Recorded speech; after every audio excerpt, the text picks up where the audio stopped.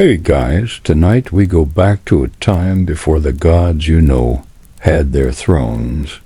Before Olympus had a name, and before anyone had decided who actually gets to run the universe, because that part had to be settled through 10 years of catastrophic, sky-breaking, earth-splitting war. This is the Titanomachi. So before you get comfortable, take a moment, like the video and subscribe, but only if you genuinely enjoy what I do here. And let me know in the comments where you're tuning in from and what time it is for you. It's always fascinating to see who's joining us from around the world. Now, dim the lights, maybe turn on a fan for that soft background hum. And let's ease into tonight's journey together. The cave smells like cold stone and salt, carried inland by the wind, somewhere outside.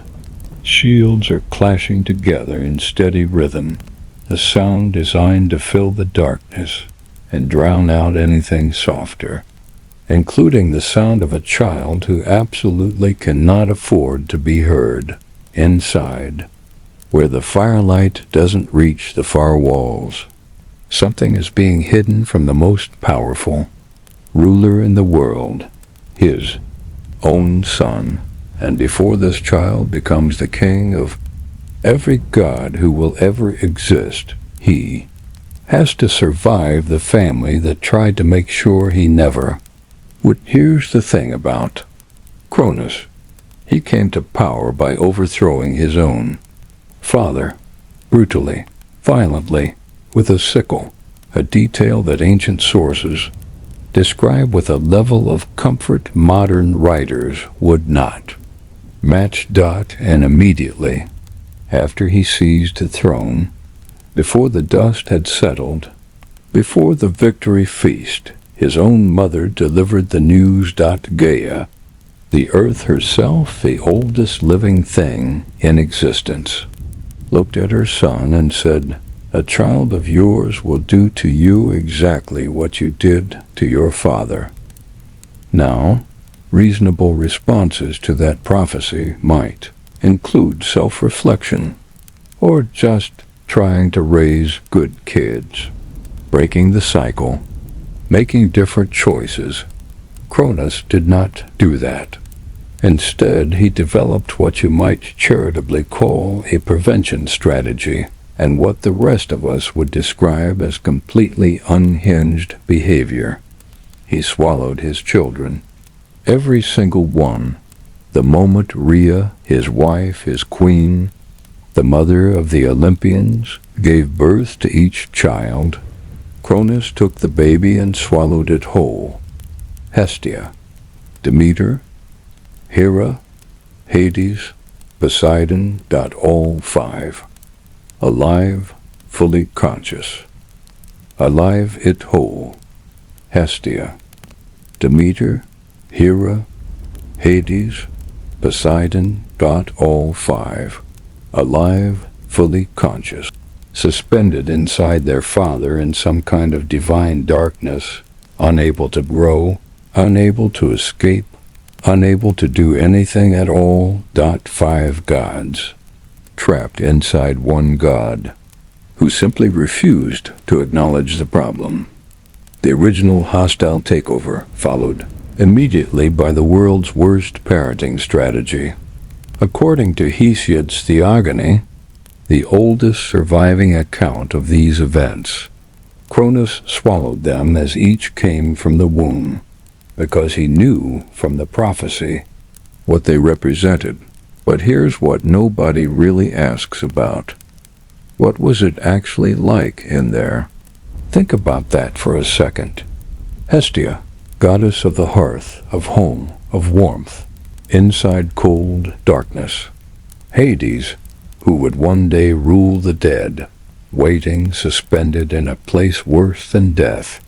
Poseidon, eventual lord of every ocean, unable to move. They weren't destroyed. They weren't unconscious. The myths are clear that they were alive and whole the entire time, which is almost more disturbing than the alternative. And then there was Rhea. You need to understand what that was like for her. Every birth. Every time she held a child for just a moment. Every time Cronus reached out and gone. The stone floor beneath her feet cold and unyielding. The pine-scented mountain air doing nothing to fill the space that kept reopening. The silence afterward, heavier than anything she had words for. 5 times she was done. So she went to her mother, Gaia, and she asked for help. And here's the curiosity gap that most retellings move past too quickly. Gaia had delivered the original prophecy to Cronus. She had watched 5 grandchildren disappear. She had said nothing. And now, on the 6th child, she finally spoke. Her plan was almost insultingly simple. When the 6th baby came, Rhea was not to hand it to Cronus. She was to wrap a stone, a plain gray stone, in swaddling cloth, and hand him that instead. So she did. And Cronus swallowed it, without checking. He had consumed 5 divine beings, 5 gods of the cosmos, and not once did he slow down to verify the 6th, the king of the Titans, ruler of every force of nature, master of time itself, swallowed a rock. Bold system. Several flaws. Meanwhile, the real child was already being carried away in the dark, bundled through mountain passes that smelled of wild thyme and cold night air, rushed south across the sea before dawn broke, and placed in a deep cave on the island of Crete, the library of Pseudo-Apollodorus. Another ancient source places this in the cave of Dicte on the Idaean mountain. The details vary by tradition. The core DOESN T.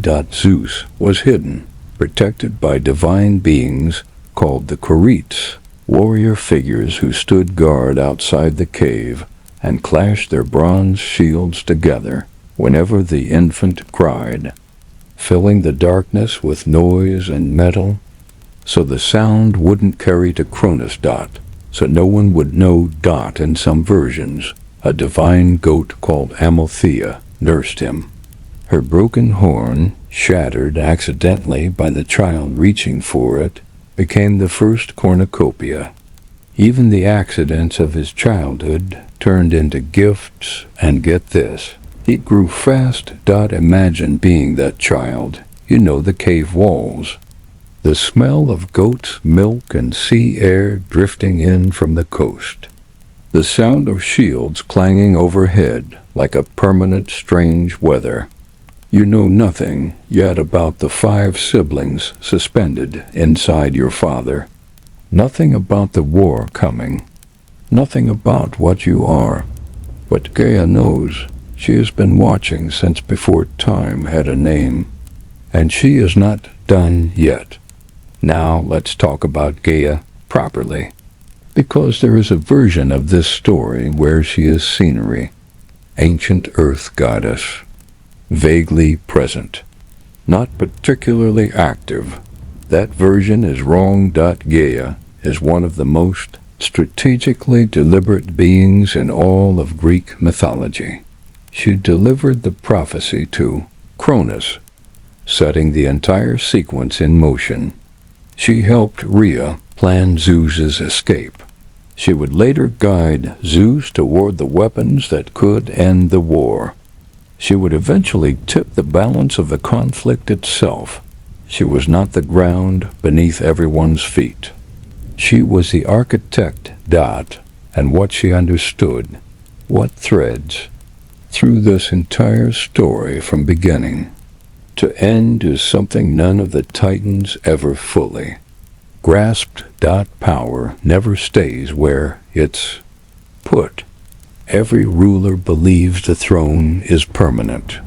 Every dynasty believes it's different from the last one that fell. Cronus believed swallowing the threat was the same as eliminating it, But Gaia had watched Uranus fall. She had watched Cronus take that throne through violence and declare himself permanent. She understood something the Titans didn't, that the cycle doesn't care about your intentions. It only cares whether someone with enough will exist to break the old order open. And that someone was growing up in a Cretan cave, reaching for a goat's horn, getting louder. Now, the second figure you need to know. She is one of the most important beings in all of Greek mythology, and she almost never gets a full moment. Her name was Metis. The name, in ancient Greek, means thought, wisdom, intelligence, cunning strategy. She was an Oceanid, daughter of the Titans Oceanus and Tethys, and every ancient source agrees on one thing. She was the most intelligent being in existence, not the strongest, not the most powerful, the most intelligent, and in a cosmos full of beings who solved every problem with mountains, violence, and divine fire. Metis solved problems with plans. She came to Zeus when he was grown. And I want to be precise about that word grown, because gods don't age the way humans do. They come into themselves. They become what they were always going to be. And when Zeus was ready, Metis arrived with a strategy that was so practical, so elegant in its simplicity, that it almost seems anticlimactic next to the scale of what it was trying to accomplish. She wasn't going to help him build an army. She wasn't going to give him a weapon. She was going to make Cronus sick. An emetic potion. Among all possible strategies for overthrowing the ruler of the universe, Metis went with, what if we make him throw up? And honestly, the audacity of it is extraordinary. Because the plan didn't end with the potion. The potion was just the mechanism. To deliver it, Zeus was going to have to go directly to Cronus, in disguise, as a servant, standing in the same hall as the father who would have swallowed him whole, handing him a cup, waiting. And part 2 goes exactly there, into that hall, into the moment the cup is raised, and into what came pouring out afterward, because what Cronus vomited up was not just 5 angry gods. It was the beginning of the war. Picture yourself in that hall for a moment. Stone, columns stretching upward into shadow, the air carrying the faint metallic edge of cold bronze and something older, the particular smell of a palace where nobody questions anything, because questioning things here ends badly. You are a servant, or at least you look like one. The cup in your hands is steady because it has to be. And across the room, your father, who has never once seen your face, is about to drink from it. The disguise detail matters more than most versions of this story. Acknowledge. Think about what it took to stand there.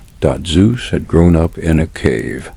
He had been raised by figures who existed specifically to hide him.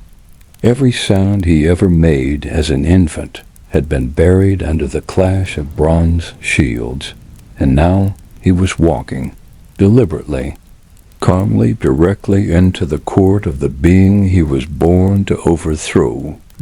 No weapon visible, no divine power declared, just a cup and a plan, and Metis's intelligence running on.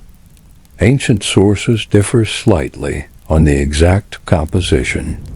Honey and mustard in some tellings, more general references to an emetic substance in others, but the outcome is consistent across every version. Cronus drank it, and Cronus had absolutely no idea anything was wrong, until it was too late.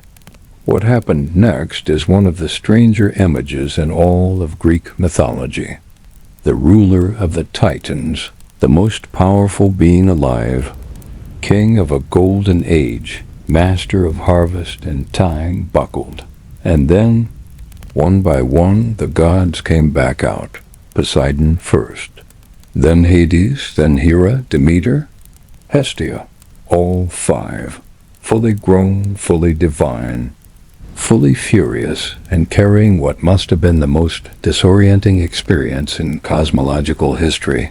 Think about what they had just experienced.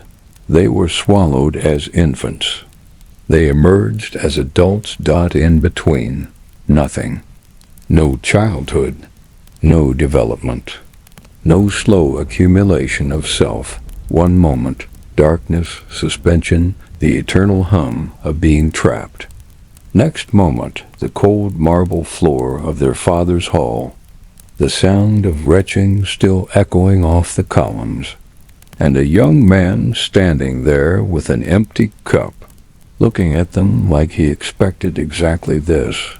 The siblings who had never met, meeting, the gods who had never spoken, finding voices. In some traditions, the stone that had been swallowed, the Omphales stone, came out first before the others. Cronus disgorging the fake child before the real ones.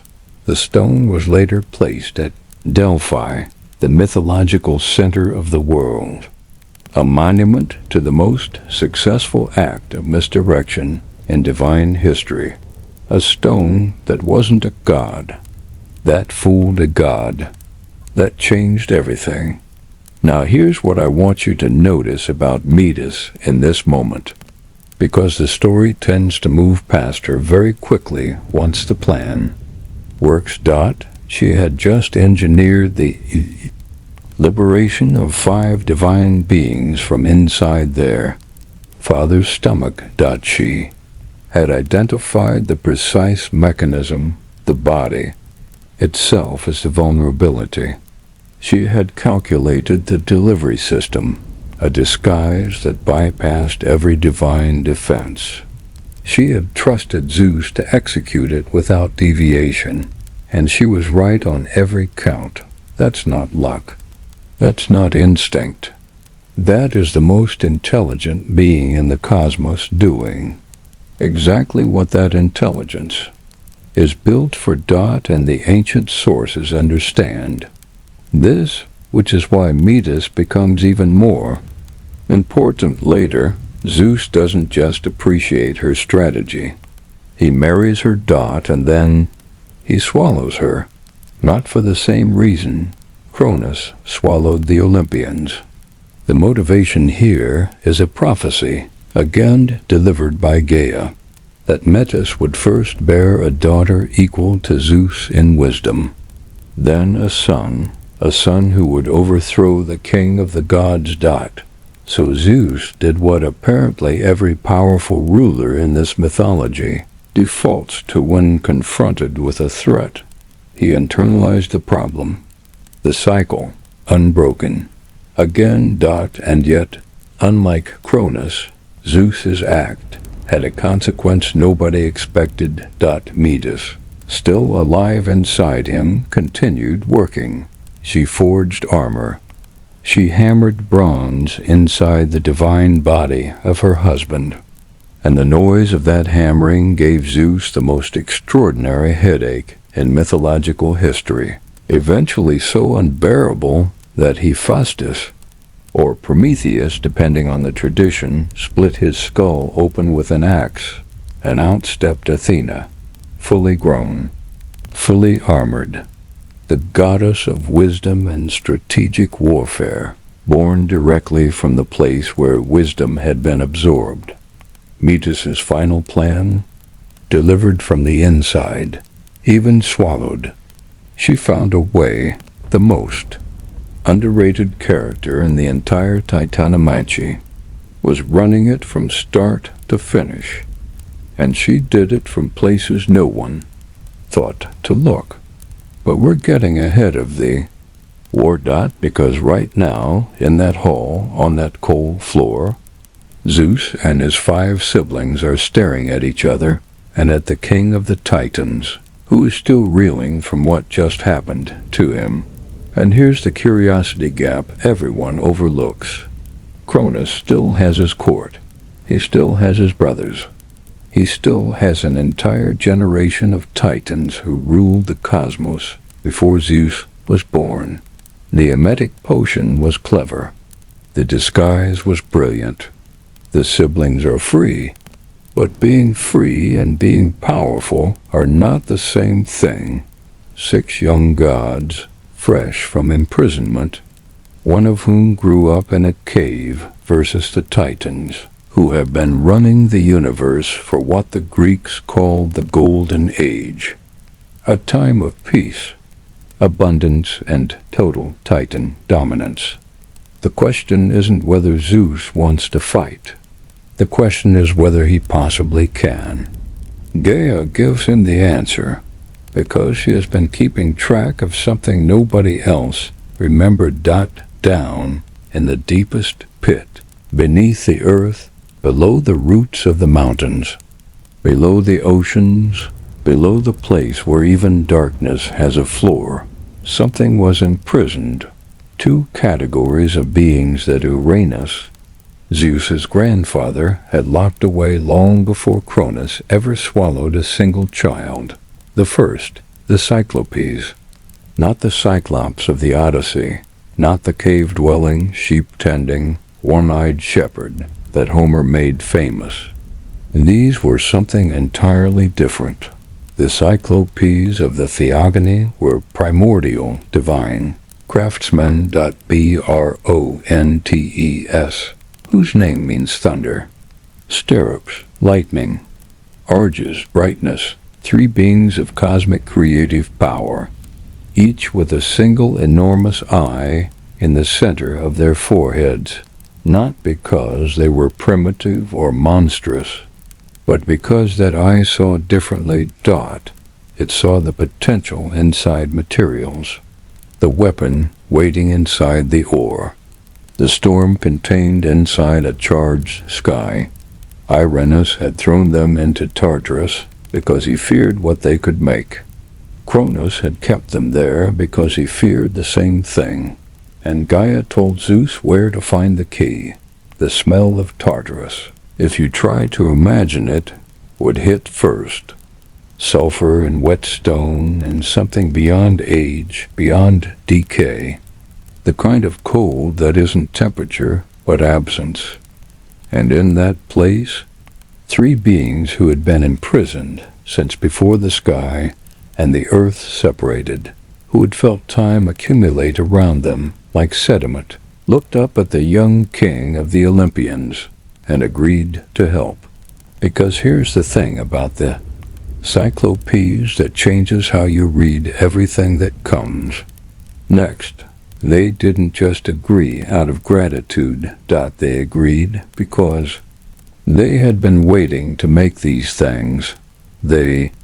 Weapons they were about to forge, weren't improvised responses to a war that had already started. They were the weapons they had always been capable of making, the ones they were thrown into darkness, specifically to prevent them from building. Uranus understood. Cronus understood. They imprisoned the Cyclopes not to punish them, but to disarm the Olympians who didn't exist yet. That's how far back the strategy went. Generational planning. Truly committed to the bit. For Zeus, the thunderbolt. Not a lightning strike borrowed from the sky. A weapon of concentrated divine fire, forged from materials only the Cyclopes could work, shaped by hands that saw through stone and metal to what things wanted to become. The first thunderbolt that Zeus ever threw was not natural. It was crafted by someone who had been waiting in total darkness for the chance to make it. For Poseidon, the trident, 3-pronged, capable of splitting rock and raising storms. a weapon that resonated with the sea itself, not because the sea obeyed Poseidon yet, but because the trident was the argument for why it should.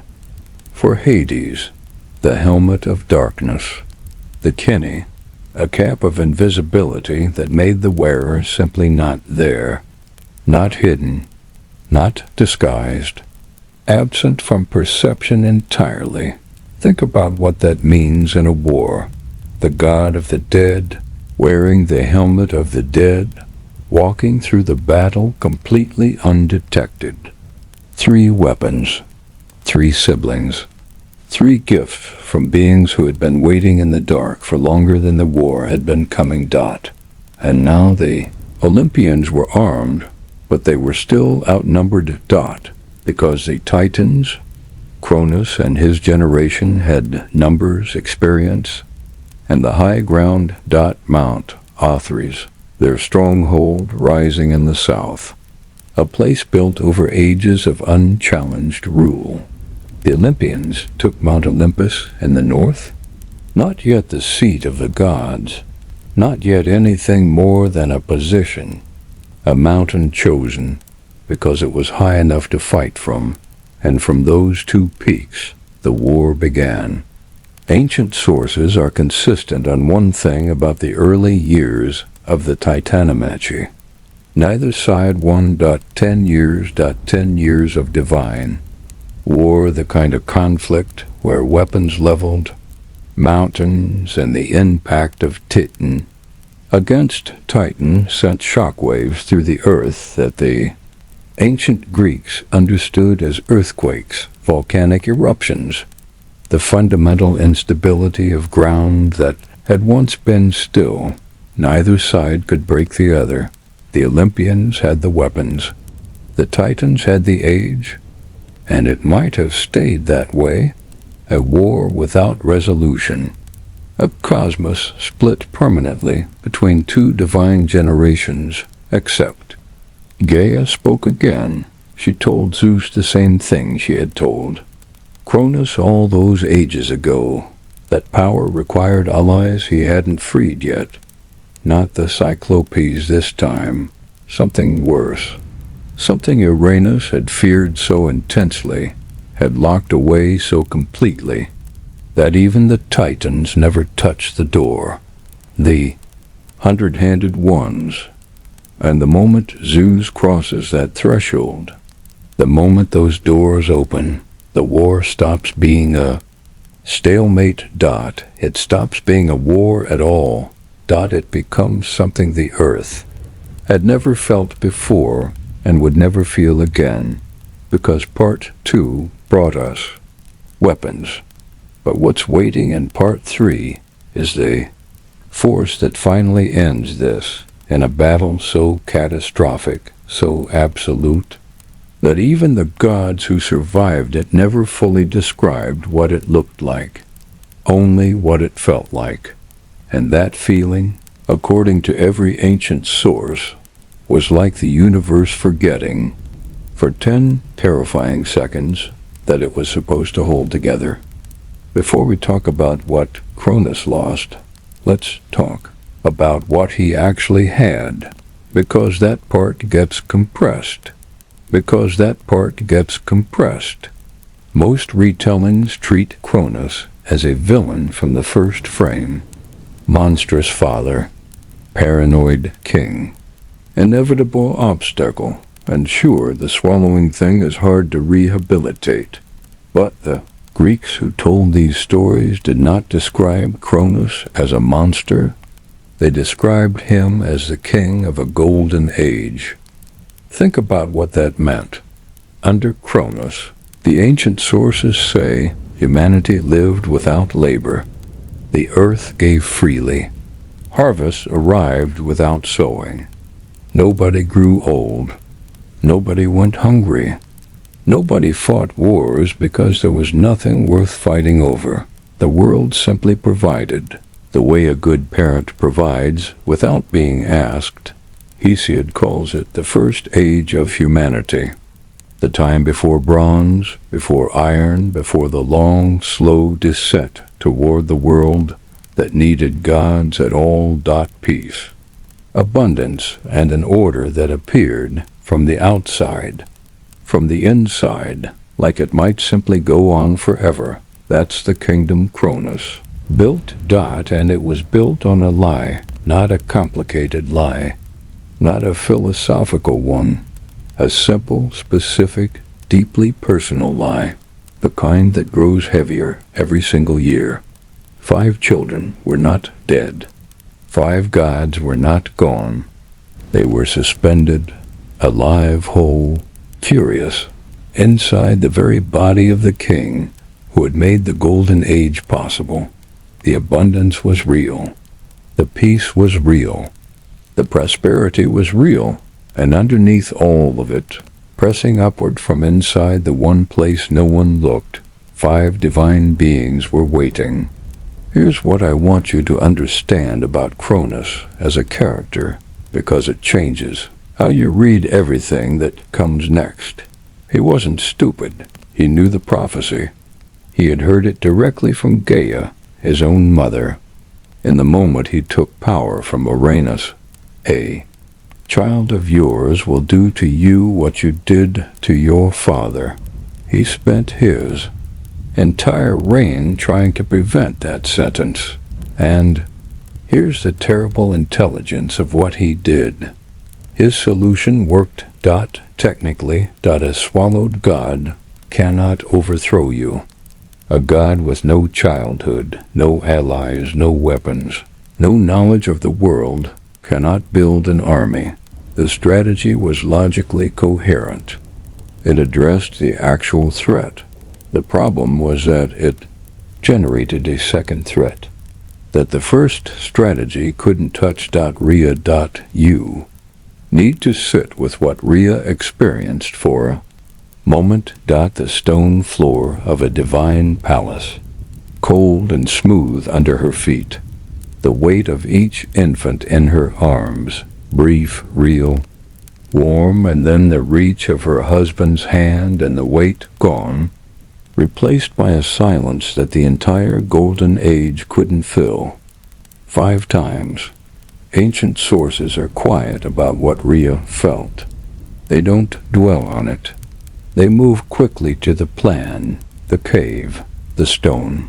But the plan itself tells you everything you need to know. She didn't appeal to Cronus. She didn't argue with him. She didn't try to negotiate or reason or soften the prophecy. She went to Gaia. She traveled to her own mother, the earth itself, and she asked, in the tradition of the oldest kind of prayer, "How do I get my children back?" And Gaia told her, not out of sentimentality, not purely out of love for Rhea or hatred for Cronus. Gaia told her, because Gaia had been watching this specific pattern repeat since before the word repeat had any meaning, and she knew, with the patience of something that predates time, that the chain only breaks when someone chooses to break it. Rhea chose. The night Zeus was born, something changed in the palace, not dramatically, not with thunder or divine light or any of the signals. Mythology usually reaches for It changed the way the most significant things always change, quietly, in a room with one person making a decision that nobody else in the building understood yet. Rhea handed Cronus the stone, the wrapped stone, the Omphalos, the fake child that would later sit at the center of the world. And Cronus swallowed it. The king of time did not take a moment to check. There's something almost philosophical about that detail. Cronus ruled time. The Greeks understood him as the god of the cycling ages, of harvest and season, of the turning of the world from one state to another. And he was defeated, ultimately, by a failure of attention in a single moment, not by force, not by a weapon, not by the kind of cosmic confrontation that the Titanomachy would eventually become. He was defeated, first, by a stone and a swaddled cloth, and a mother who had run out of patience. The most powerful being alive, undone by the oldest trick available. Now, let's talk about the moment of forced liberation, because I think the word forced is doing important work here, and most versions of this story don't examine it carefully enough. Cronus was not reasoned into freeing his children. He was not guilted into it. He was not offered a negotiation, a compromise, a graceful exit. He was given an emetic potion by his own son in disguise, and the liberation happened whether he wanted it to or not. That distinction matters, because it tells you something about what kind of ruler Cronus was in that final moment of his reign. He did not have a revelation. He did not look at his swallowed children and feel remorse. He did not choose differently when given the chance. The prophecy told him what would happen. Gaia confirmed it. Every swallowed birth was a response to that knowledge. And even with all of that, even with the knowledge that this cycle had already destroyed his own father, Cronus did not change. He doubled down. He built a golden age on top of the thing he was trying to prevent, and called it permanence. And the earth literally threw his children back at him. The emergence itself, the moment the five gods came back into the world, is one of the most psychologically strange events in Greek mythology, and I don't think it gets nearly enough attention.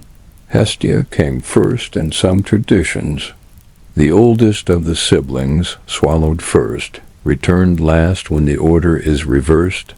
She who would become the goddess of the hearth and home, of all the places that feel safe, feel warm, feel permanent, emerging from the one place in the cosmos that had been the opposite of all of that. Demeter, whose domain would be the earth and its harvest, liberated from inside the king who had built his power on abundance. Hera, who would become the queen of Olympus, arriving in her own authority. At the moment it was violently restored to her. And Hades. Think about Hades for a second, the god who would one day rule the dead, the only domain in the entire Greek cosmos, with no exceptions, no favoritism, no way out, had spent his entire divine existence in a kind of living death inside his father. He emerged knowing something the other. Olympians would take centuries to understand that there are places you can be trapped that no one sees from the outside, and that the only thing separating those places from freedom is someone willing to reach in and pull. This will later inform his approach to letting people leave the underworld. Spoiler, it does not make him generous, and Poseidon, who would claim the seas, who would shake the earth itself, emerged roaring. Ancient sources don't always describe what each sibling did in the immediate aftermath, but Poseidon's domain gives you the clue. The god of earthquakes, the god of the unstoppable force of water against any coastline, of storms that capsize everything in their path. He did not arrive quietly. Now here's the curiosity gap that matters most right now. Cronus, in this moment, was not defeated. He was humiliated. He was outwitted. He was sick on the floor of his own hall, but he had his court. He had the Titans, his brothers, his allies, the generation that had built this world. He had Mount Othrys and the authority of an unbroken golden age. The five freed Olympians were newly arrived in a body, still blinking, still reaching back for memories of a childhood they never had. Zeus was the only one of them who had lived in the world at all. What they had over Cronus? in that specific moment was not power, that it was fury, and fury, in a mythology this old, is not a weakness. It is a direction, because here's what nobody ever asked the freed siblings. What did you want the moment you got out? The stone was placed at Delphi Dot, not thrown away, not destroyed. Placed deliberately, ceremonially, at the mythological navel of the world.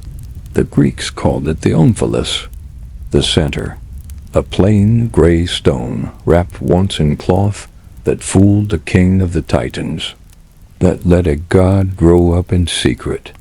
That started the chain reaction ending an entire cosmic age, and they made it sacred. They kept it.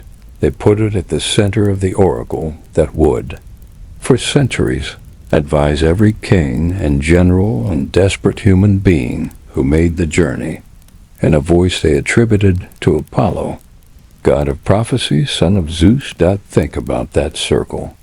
Asterisk, the stone that hid Zeus from Cronus, placed at Delphi, guarded by a temple of prophecy. The prophecy that had started the whole thing coming from Gaia herself. Gaia, whose voice set Cronus on his path, whose guidance freed Zeus, whose next instruction would tip the balance of the war. The same earth, the same voice, running underneath everything. But the stone is a monument to something that already happened. The real question, the one the freed Olympians were already asking, was what came next, because the emetic potion freed 5 gods. The disguise outwitted one Titan, the cave on Crete, bought Zeus a childhood. None of that won a war, and the Titans, who hadn't been in that hall, who hadn't watched their king vomiting divine siblings onto the marble floor, had not changed their allegiance. Asterisk, they had sworn to Cronus. They had built the golden age with him. They believed in the world they had made. The Olympians needed more than weapons. They needed something the cosmos had forgotten was even still available. And part 2 opens there, in the room where Zeus first understood the full shape of what he was walking into, and what Gaia told him he still had to do before the first real blow of the war could be thrown. Because freeing his siblings was the beginning. What came before the war was something stranger, a negotiation conducted in darkness with beings who had every reason not to trust anyone who looked like a god. Picture yourself standing at the edge of something with no visible bottom. The air down here doesn't move. It doesn't smell like earth or stone or water. It smells like the absence of all of those things. The way a room smells when it's been sealed for longer than memory reaches. There is no light. There has never been light here. And somewhere in that darkness, past the roots of every mountain, past the place where the ocean's floor gives up and stops, something is listening, something that has been waiting, without hope and without despair, for an amount of time that the word centuries doesn't begin to touch. You are not supposed to be here. No, one is supposed to be here. And yet here you are, the young king of the Olympians, asking beings who have every reason to hate you for the favor that will decide the war. Let's back up slightly, because the sequence matters here. The siblings are free. The weapons have been forged. Zeus has the thunderbolt. Poseidon has the trident. Hades has the helmet. The Olympians have taken their position on Mount Olympus. The Titans hold Mount Othrys. And the war has begun, technically. But here is what nobody in the early stages of the Titanomachi fully understood. Armed is not the same as capable. Position is not the same as advantage. The Olympians had weapons of extraordinary power, divine instruments forged by the Cyclopes, crafted from cosmic materials, designed specifically to fight beings older than the sky itself, and they were still losing, not dramatically, not in a single catastrophic engagement, but the stalemate was real. 10 years of war, each side unable to break the other, each side inflicting damage that the earth absorbed like punishment, neither side moving the line, which is when Gaia again leaned in. Third time she's had to do this. At some point you start to wonder why everyone else is in charge. She told Zeus about the Hekatoncheires, the 100-handed ones. And before we go any further, I need you to understand what these beings actually were, because mythology has a tendency to introduce extraordinary things in the same casual tone it uses for everything else. And the Hekatonchires deserve more than a sentence. Cottus, Briareos, Gyges, 3 brothers, each with 50 heads, each with 100 hands, not metaphorically, not symbolically. 50 heads, 100 hands, literal. Primordial beings born at the very beginning of everything, the children of Gaia and Uranus, siblings of the Titans themselves, and Uranus, the moment he saw them, threw them into Tartarus, not because they had done anything, not because of a prophecy, because he looked at them and felt something even the sky couldn't contain. Fear, pure, immediate, existential fear, the kind that bypasses reason entirely and goes straight to the oldest part of anything alive. These things should not exist. Cronus kept them imprisoned when he took over. Same instinct, same fear, different ruler. And the Hekatonchires had been in Tartarus since before the Golden Age, since before the Titans ruled, since before there was a word for the place they were in. Now here is the curiosity gap that changes everything about this story. Zeus knew what they were before he went to them. He knew they were primordial. He knew they were imprisoned without cause.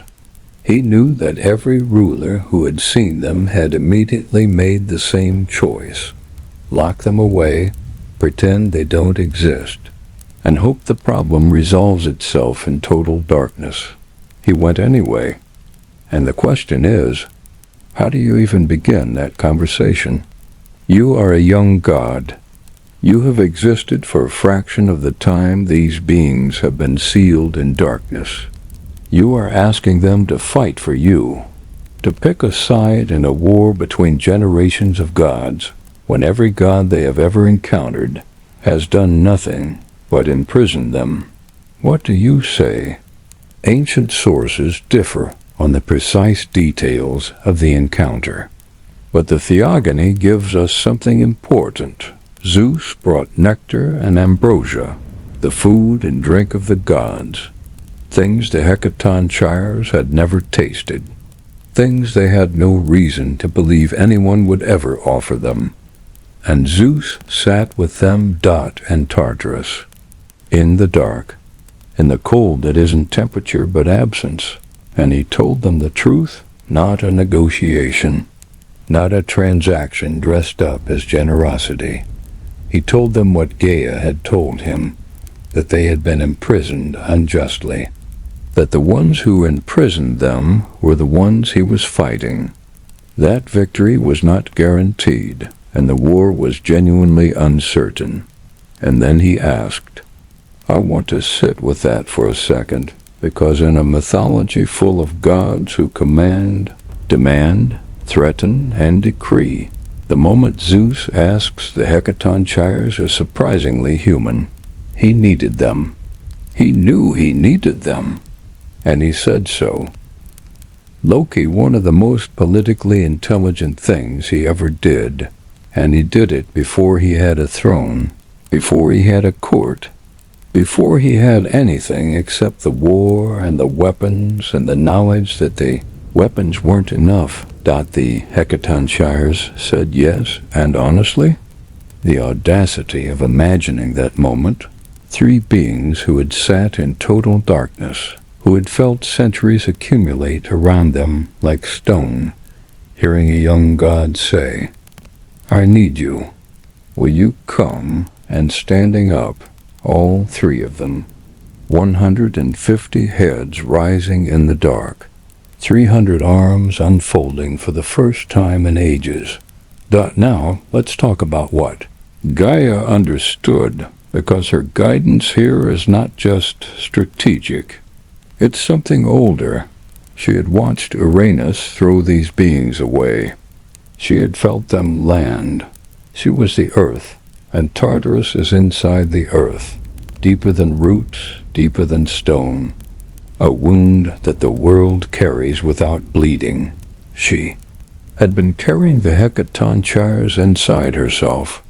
The entire time they were imprisoned, and when she told Zeus where to find them, she was doing something the myths don't always name directly. She was asking someone to finally go get her children, not just as strategy, as something a mother asks when she has run out of every other option and the person standing in front of her is the only one left who might listen. Zeus listened. While all of this was unfolding, while Zeus was descending into Tartarus, and the Cyclopes were forging weapons, Cronus was not standing still. This is the part that retellings often flatten.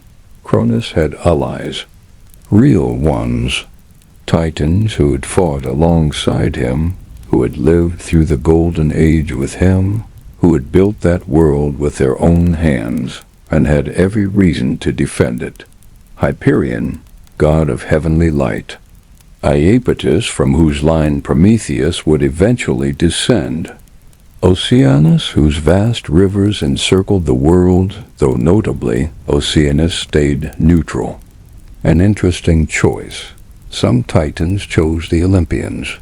Themis, Titaness of divine law, sided with Zeus.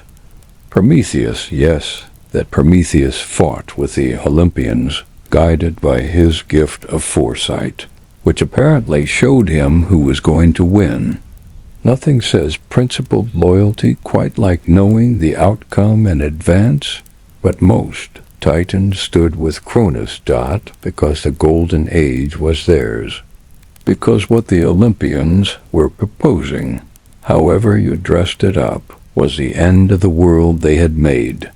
And they were not wrong about that. The world the Olympians would build was different. Not better in every way, not simpler. A world with heroes and tragedy and mortals who suffered and gods who argued, and the permanent, grinding complexity of a cosmos that no longer just provided, but had to be negotiated with. The Titans who fought to preserve Cronus's age were fighting for something that existed and worked. They just happened to be fighting against something that couldn't be stopped. Here's the running thread I want you to hold on to, because it connects everything from the beginning of this story to everything still ahead. Power in Greek mythology doesn't transfer. It erupts. Idmus didn't hand the cosmos to Cronus. Cronus didn't negotiate terms with Zeus. Every transition in this mythology is violent, not because the Greeks were obsessed with violence, but because they understood something true. The old order never leaves gracefully. It swallows what threatens it. It locks away what frightens it. It builds golden ages on top of the things it refuses to look at. And then, eventually, always, what it swallowed comes back out. What it locked away gets a visitor with nectar and ambrosia and a question, and the earth, patient as only the earth can be patient, keeps giving the same answer it has always given. To Rhea, to Zeus, to anyone who comes to it honestly and asks, how do I break the thing that can't be broken? The armies were almost assembled. On Olympus, 6 gods, fresh from their imprisonment, armed with divine weapons, joined by titans who had seen the future and made their choice before the first blow was thrown. On Othrys, the titans who had built the world that was now at stake, led by Cronus, who had spent his entire reign preventing exactly this, who had swallowed 5 gods, imprisoned 3 primordial craftsmen, locked 2 generations of beings in Tartarus, and still couldn't stop the morning from coming, and rising from the pit, 3 beings with 50 heads each and 100 hands each, who had never fought a war before, who had never fought anything, because no one had ever given them the chance, The sound they made moving through the world would become, in Greek tradition, the explanation for the deepest tremors in the earth. The ones that felt like something below the roots of things was finally starting to move. And now the war could actually begin, not the skirmishes. Not the 10-year stalemate, not the real thing, the engagement the cosmos had been building toward since Gaia first delivered. A prophecy to a king who should have chosen differently and didn't. Happens when those armies meet what the ancient sources describe as the sound, the light.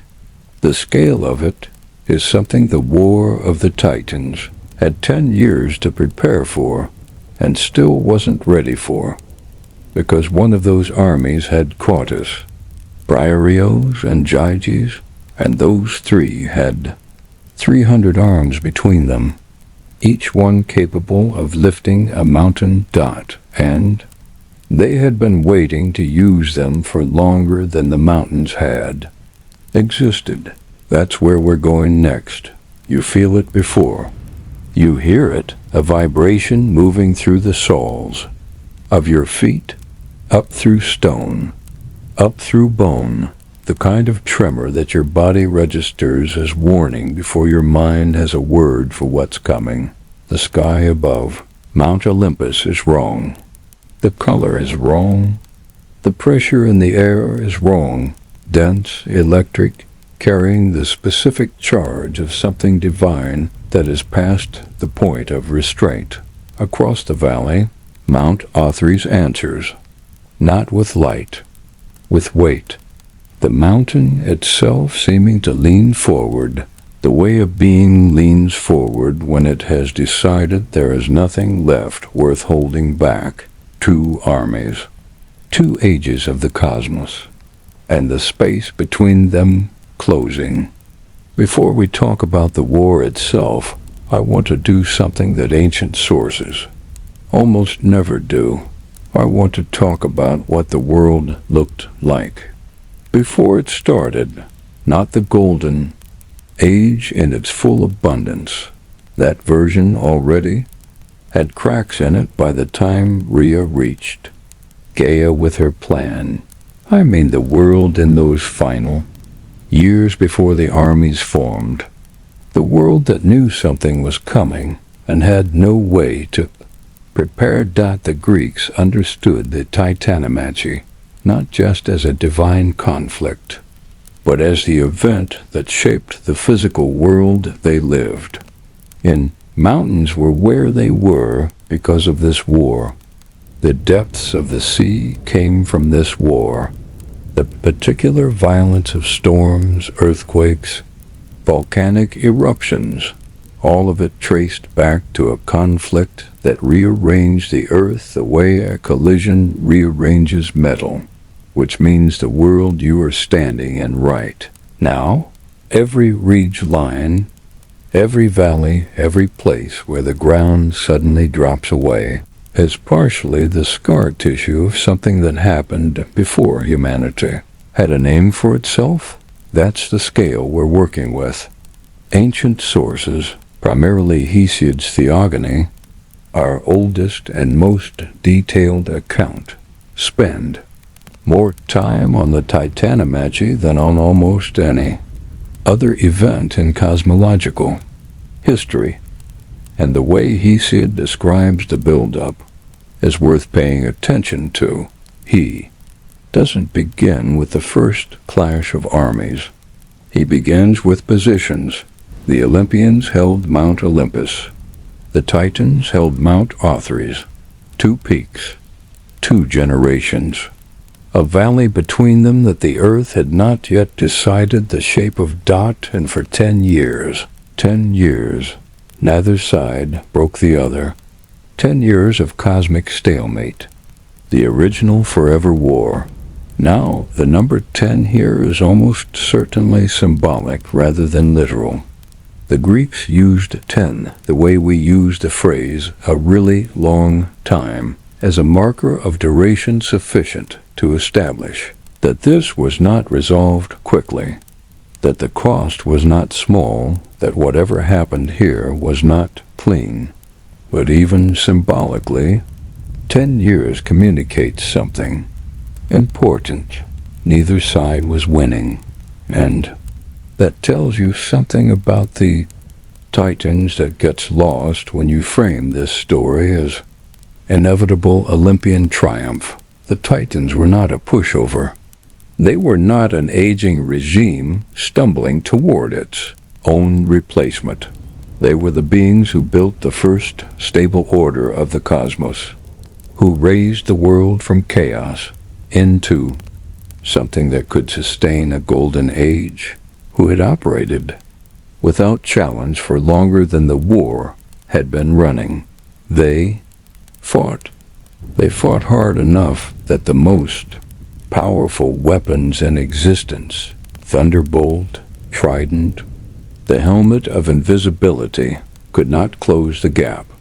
Here's the curiosity gap. If the Olympians had all 3 weapons, and the weapons were forged by cosmic craftsmen specifically to fight Titans, why was the war a stalemate for 10 years? The answer lives in something Greek mythology understands very well, but rarely states directly. Weapons don't win wars. Will does. The Titans had been building their world for ages. Every mountain, every river, every season cycling reliably through the cosmos, all of it, was their architecture. They were not fighting to conquer something new. They were fighting to keep what they had made, and that is almost always a more powerful motivation than fighting for something that doesn't exist yet. The Olympians were fighting for a future. The Titans were fighting for a home. Let's talk about the individual Titans in this war, because they get reduced to a category too often. Iapetus was there, father of Prometheus, of Atlas, of Epimetheus, a Titan associated with mortality, with the limits of human life. His sons would pay enormous prices for the choices they made in this war and after. Atlas would end up holding the sky on his shoulders. Prometheus would end up chained to a rock with an eagle visiting his liver daily. Epimetheus would, in some traditions, accept a certain box he absolutely should not have accepted. Outstanding family outcomes. Across the board. Hyperion, lord of heavenly light, father of Helios the sun, Selene the moon, Eos the dawn. Think about what it means that the Titan of heavenly light was fighting against a generation that would eventually claim the sky. Every sunrise during the Titanomachy was Hyperion's child crossing a sky that was actively being contested.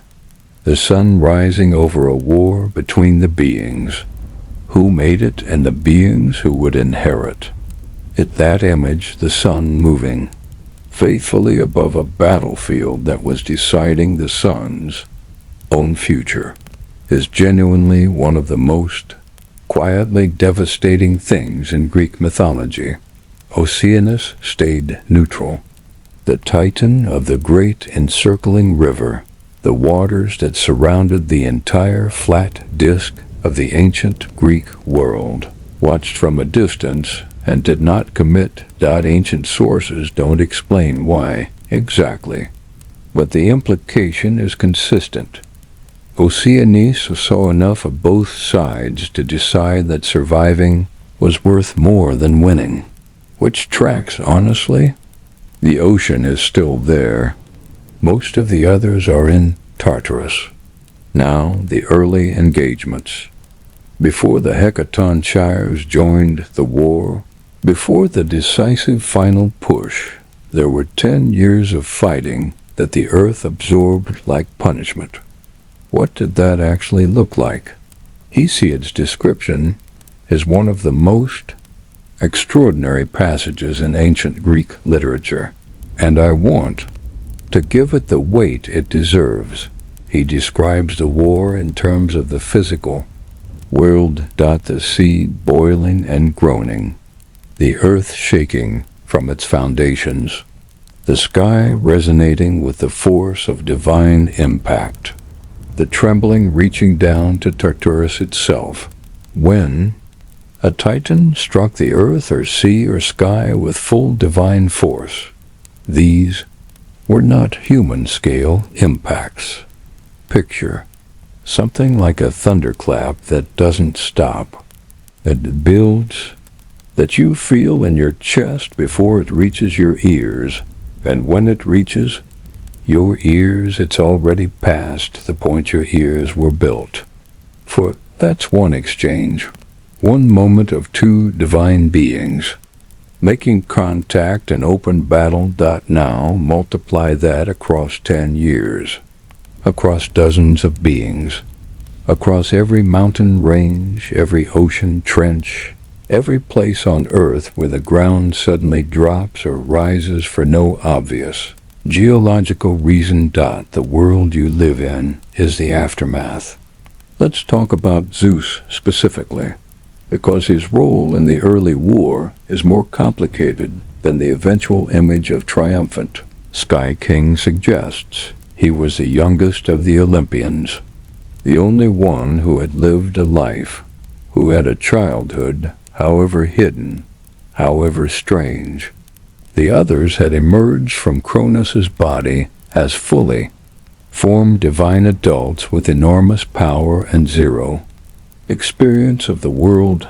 Zeus was effectively the general of an army whose most senior members had been prisoners their entire existence. Think about that dynamic. Hera, who would become his wife and queen, and his most persistent adversary, arrived in the world furious, disoriented, and with no particular reason to defer to anyone, especially not a brother she had never met, Poseidon, who would shake the earth with his trident, who would fight with Zeus repeatedly across the entire span of Greek mythology, emerged roaring and did not particularly slow down. Hades, who would rule the dead, who was in some ways the most ancient feeling of all the Olympians, arrived with the particular gravity of someone who had been in the dark for too long. Cohesive unit, very easy to lead, no issues whatsoever. And yet Zeus held them together. Not through authority he had earned yet. He hadn't earned it. Not in any way they would have recognized. He held them through something simpler and harder. He was the one who had gone to Tartarus. He was the one who had sat with the Cyclopes and accepted the thunderbolt with the weight of what it meant. He was the one who had drunk nectar in the dark with beings who had every reason to refuse him. He had done the things nobody else had done, and that not title, not birth order, not divine decree, was why the others followed. Now here's what makes the early war strange in a way that mythology rarely acknowledges. The Titans were not all fighting the same war. Some of them were defending Cronus specifically, loyal to the king they had served, the golden age they had built, the order they believed in. Some of them were defending something more abstract, the principle that the older generation had the right to exist on their own terms, that the cosmos belonged to those who had shaped it first. And some, if you read the ancient sources carefully, were not entirely sure. Any more. Prometheus saw the outcome before. The war was decided and chose the Olympians. His name means forethought. He did not choose out of loyalty. He chose because he saw. And if Prometheus could see the outcome, if foresight was available in the cosmos, if the war's ending was visible from the right angle, then the Titans, who kept fighting, were not simply stubborn. They were choosing, consciously, deliberately choosing to stand in a place they knew was going to collapse, because the thing they were standing for mattered enough to stand for even knowing that. That's not weakness. That's not stupidity. That's the particular tragedy of the Titanomachy that nobody talks about, that the losing side knew they were losing and kept going anyway, because the golden age they had built was worth fighting for even at the end of the world. That had made it possible. The stalemate war on Dot, and here is the physical cost of a 10-year divine war that I don't think gets the weight it deserves. The earth was suffering. Gaia, whose body was the battlefield, was feeling every impact, every divine collision, every mountain shaken from its roots. She was the mother of both sides. Titans were her children. She and Uranus had made them. The Olympians were her grandchildren, and she had guided their liberation. And the war was happening inside her. Ancient Greek mythology understands Gaia as genuinely feeling, not as metaphor, not as symbol. She felt the Titanomachy the way a body feels a war fought inside its own bones, which is the most honest explanation for why she kept intervening. The Cyclopes, the Hecatonchires, the guidance to Zeus. She wasn't just strategizing, she was trying to end the thing that was destroying her from the inside. End it cleanly. End it completely. End it in a way that couldn't restart, because the one thing worse than a 10-year divine war was a 10-year divine war that paused and resumed across geological time. And that's what makes the Hecatonchires so important, not just militarily, but cosmological. Why? The Cyclopes gave the Olympians weapons. Weapons that could wound Titans. Weapons that could damage the army of Cronus. But the 100-handed ones, they could end the war, not by fighting better, not by having more powerful weapons, by operating at a scale the war hadn't reached yet. A being with 100 hands, in a war where mountains are weapons, is not a soldier. Is not even a general. Is something closer to a force of nature that has just been handed a reason to move, and they were rising, coming up from Tartarus through the earth, through Gaia's body, which had held them for so long, moving toward the surface for the first time since before the sky had a name. The tremors the Greeks attributed to this moment, the deep, seismic shudder that came before the final battle, are the earth itself adjusting to their movement. 300 arms, 150 heads, and the accumulated fury of beings who had been imprisoned not for what they had done, but for what they were, coming to find out, finally, what they were capable of.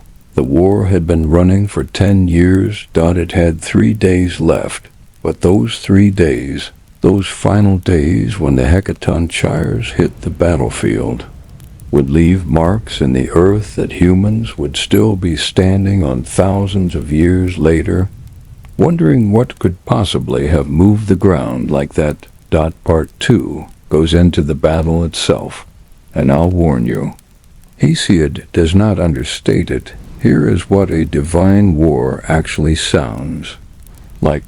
Not in the moment of impact we'll get there, but in the hours before.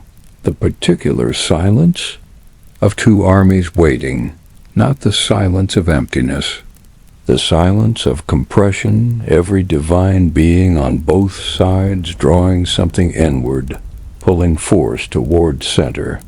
The way the sky pulls itself inward before a storm that means business. You can feel it if you're standing in the valley. The air pressing down, the ground beneath your feet, carrying a vibration too low for hearing, felt only in the stomach, the chest, the oldest part of your nervous system that exists specifically to tell you when something is about to go wrong. On Olympus, 6 gods and their allies. On Othrys, the generation that built the world, and in the valley between them, nothing. Nothing and everything. The space where the cosmos was about to decide what it was going to be. Hesiod describes the Titanomachi with language that is almost uncomfortable to read, not because it's graphic, though it is, but because it keeps reaching for comparisons and finding that the comparisons aren't big enough. He describes the sea boiling. He describes the earth groaning from its foundations, the sky shaking, Tartarus, the deepest pit beneath everything, resonating with the force of what was happening. Far above it, the ancient Greek word he uses for the sound is often translated as roaring, but the original carries something more physical than that. A sound you feel in your teeth. A sound that passes through solid rock like rock is nothing. The kind of sound that rewrites the landscape that moves through. Think about what it means for the earth itself to groan. Gaia, who was the earth, not a metaphor for it, was absorbing every impact in real time, every divine body striking stone, every thunderbolt connecting with the mountain face, every Titan-scale force met by an Olympian-scale response, all of it moving through her. She had felt this before. She had felt Uranus's violence, Cronus's cruelty, the long accumulated weight of a cosmos that kept solving its problems by putting more pressure on the ground. And now this. At some point you'd think she'd stop having children. Let's talk about the tactics, because here's the curiosity gap nobody explores. If the Olympians had the thunderbolt from the beginning, why didn't Zeus simply use it to end the war in the first engagement? The thunderbolt wasn't a weapon that missed. It was a weapon made specifically for Zeus's hand, by craftsmen who had been imprisoned specifically to prevent it from existing. A strike from the thunderbolt, according to ancient sources, produced fire that burned through divine flesh, light intense enough to blind, force capable of splitting mountains lengthwise. So why 10 years? The answer is strategic, and it reveals something important about Zeus that gets buried under the eventual image of the Thunderbolt King, sitting confident on his throne. Early in the war, Zeus was cautious, not cowardly, not hesitant in the way fear produces hesitation. Cautious in the way that someone is cautious when they understand that a single mistake doesn't just cost a battle. It costs the war. It costs the future. It costs every sibling who survived Cronus' stomach, and every Cyclops who survived Tartarus and the 100-handed, one still making their way upward through the dark dot if Zeus committed the thunderbolt early and was countered, if the Titans adapted, if Cronus found a way to neutralize the advantage. There was no second option. There was no contingency forge. There was no backup plan buried somewhere in Gaia's patience. There was only the weapon and the war and the question of when dot, so Zeus used it selectively. Defensively at first, testing dot the way you don't throw everything at a problem until you know what the problem's full response looks like. And the Titans adapted. Not to the thunderbolt itself. Nothing adapts to a direct hit from the thunderbolt, but to Zeus's range, his position, the specific conditions under which he was most dangerous. And get this, that adaptation is exactly what made Othrys defensible. Positioned for 10 years, the Titans weren't standing still and absorbing punishment. They were reading Zeus, mapping the Thunderbolt's limitations, building a tactical model of an opponent they had never seen before and had every reason to take seriously. Professional, honestly. Objectively impressive for people about to lose everything. Meanwhile, what was Poseidon doing? The Trident's power in this war is underexplored. We know what it does in peacetime mythology. It strikes the ground and raises storms. It commands the sea. It splits rock like it's considering whether the rock had strong enough opinions to deserve being in one piece dot in the Titanomachi. Poseidon's role was terrain warfare. Picture what it means to fight on ground that Poseidon can destabilize. That will dot the Titans holding Othrys, a mountain, fighting from a position that was theoretically solid except for the god to the north with a weapon that causes earthquakes on command. Every step the Titan army took on that mountain was a step taken with the knowledge that the mountain itself could be removed from the equation. Ancient sources connect Poseidon's trident directly to the earthquakes that define the Greek landscape, the sudden drops, the coastlines that look like something split them, the places where the ground just stops. A lot of that geography was created during a war. And Hades, the helmet of invisibility in a battlefield context. I want you to really think about this dot, not as a stealth advantage, as a psychological weapon. Imagine you are a Titan soldier, if we're extending the metaphor. If we're imagining the armies as something other than just named divine individuals standing in a formation, and something hits the fighter beside you. Something hits the fighter beside you, from nowhere visible.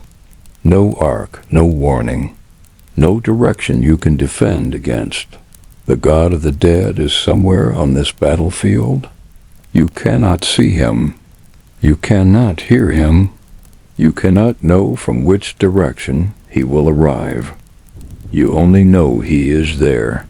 That alone, that knowledge, that uncertainty would be enough to destabilize any formation. The ancient sources don't dwell on Hades' specific actions during the Titanomachi. He's largely background until the realm division, but the helmet's presence in the war is enough. The knowledge that the invisible god was moving through the battle. That's a weapon that doesn't require a single strike to function. Just has to be known. And it was. Let's talk about what the middle years of the war did to both sides. Not the physical damage. We've established that the physical damage was extraordinary and ongoing. The psychological weight. Imagine you are an Olympian. 5 years in, you emerge from Cronus's stomach as an adult. You have been at war longer than you've been in the world.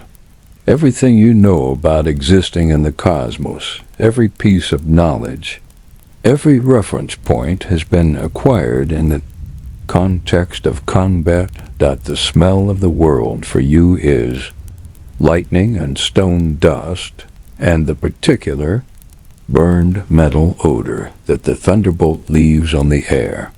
After it connects.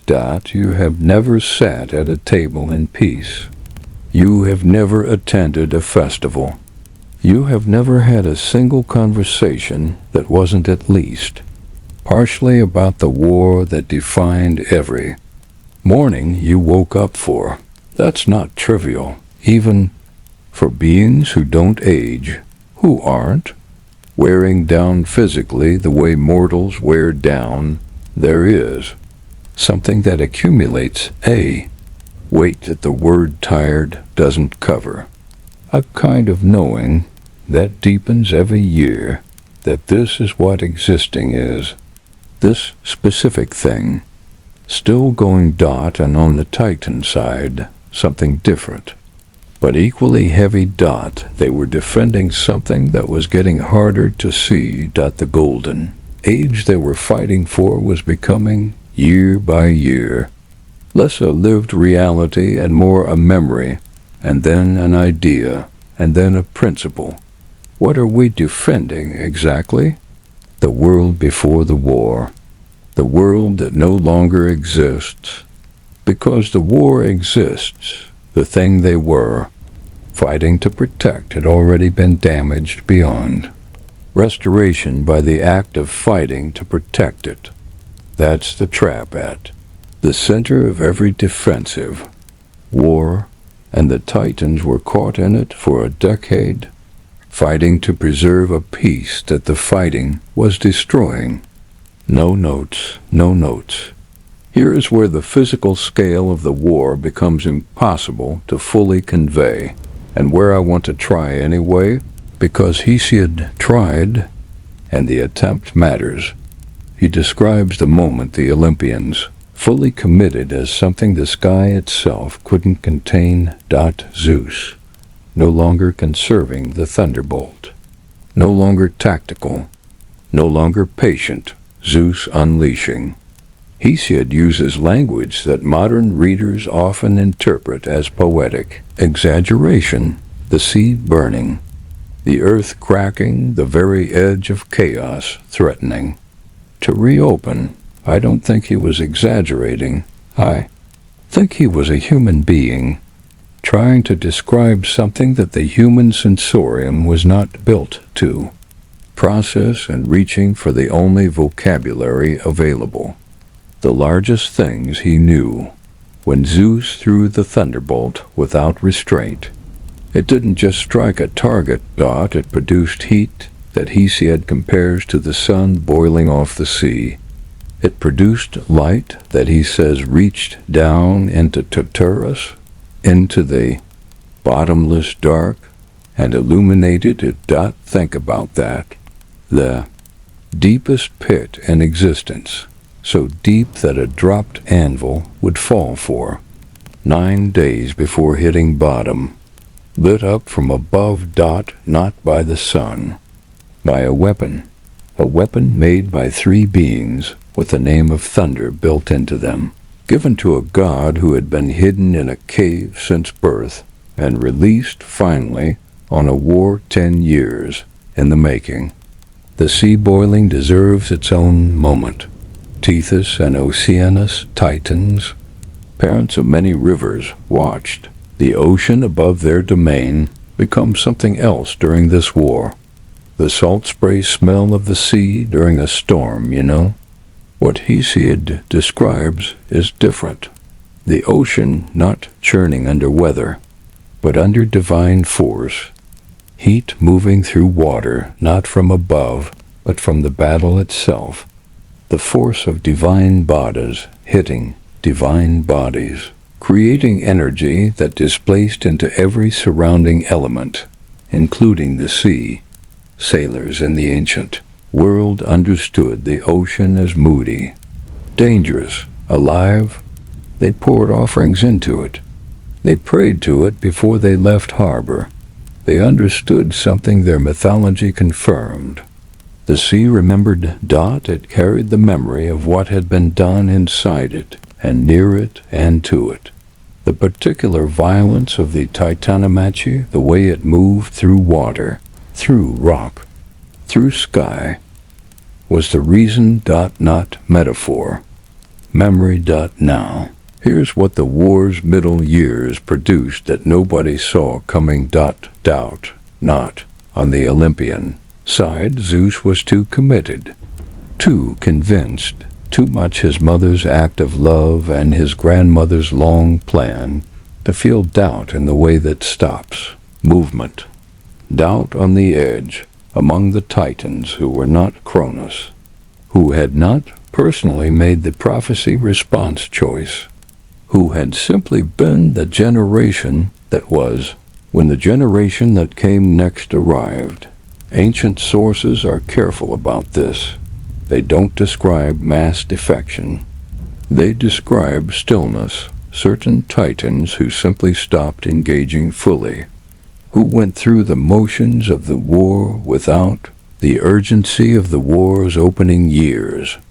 Oceanus's neutrality is the clearest expression of this. But he wasn't alone in spirit. There were Titans who had built the world in good faith, who had shepherded the golden age not out of cruelty, but out of genuine stewardship, and who were now fighting a war that was dismantling everything they had ever made. And losing, slowly, in the particular way you lose when one side is fighting for what exists and the other is fighting for what will exist. What will exist always has the advantage eventually, because it has the future on its side, and the future doesn't negotiate. And that's the wall the war hit. In its final years, the Olympians couldn't close the gap without something more. The Titans couldn't reverse the momentum without something they no longer had. The weapons were extraordinary and still not enough. The positions were strong and still not decisive. The war needed a breaking point. One force large enough, fast enough, uncontainable enough to shatter the stalemate so completely that neither side could pretend afterward that the outcome was ever in question. And Gaia told Zeus where to find it. Again, because Gaia had been in this war longer than anyone. She'd been in every war. She was the ground they all kept fighting on, the body that absorbed every impact, the mother who had watched every generation from Uranus to Cronus to Zeus make the same fundamental error, believing that power is something you acquire rather than something that already exists in the dark, in the deep, in the place nobody wanted to go, waiting for someone finally willing to ask. The Hecatonchires were coming, the tremors moving through the earth in those final days, the ones ancient Greeks would later attribute to Poseidon, were something older than Poseidon. They were the sound of Cottus, Briareos, and Gyges finally moving through the body of the world toward the surface. 300 arms, 150 heads, and the accumulated force of beings who had never once been given the chance to do what they were made for. But before those arms could throw a single mountain, before the Hecatonchires could change the shape of the war, something had to be ready. The Weapons. Not just the thunderbolt, not just the trident, not just the helmet. The specific, deliberate, extraordinary act of three primordial craftsmen sitting in Tartarus with cosmic materials and deciding, finally, what those materials wanted to become. The forge was already burning, and what it produced, the precise nature of each weapon, the choice embedded in each design, the reason each weapon matched its wielder so perfectly that it felt less like a tool and more like a completed self. That's where we're going next, because the weapons didn't just win a war. They told you who each god fundamentally was. And once you understand what the Cyclopes saw in the Olympians when they built those weapons, the rest of the Titanomachy makes sense in a way it didn't before. The light down here is wrong. Not wrong in the way a dim room is wrong, where you simply need more of the same thing. Wrong in a deeper way, like the light itself is a different substance here, older, thicker, carrying information that ordinary light doesn't carry. The forge has been burning for longer than the word burning applies. The heat doesn't radiate outward the way fire does. It sits. It occupies the space completely and evenly, the way something sits that has been in the same place for so long it's become part of the definition of the place. The stone walls sweat, not water, something else. The condensation of a heat so ancient the rock around it has long since given up resisting. And in the center of all of it, three figures, each with one enormous eye, moving around something that isn't finished yet but is becoming. Let's start with who the Cyclopes actually were, because Homer did this thing, and Homer was brilliant. Don't misunderstand, but Homer introduced the Cyclops as Polyphemus, the cave-dwelling, sheep-herding, guest-eating, getting stabbed with a stake Cyclops of the Odyssey. And that image stuck. One eye, big, dumb, dangerous, the kind of creature that solves every problem by picking it up and throwing it. Not exactly the profile you'd hire for precision cosmic weaponry. The primordial Cyclopes of Hesiod's Theogony are something categorically different. Brontes, stirrups, arges, their names are not descriptive accidents. Thunder, lightning, brightness, these are names that encode function, names that tell you what these beings are made of before you understand what they can make.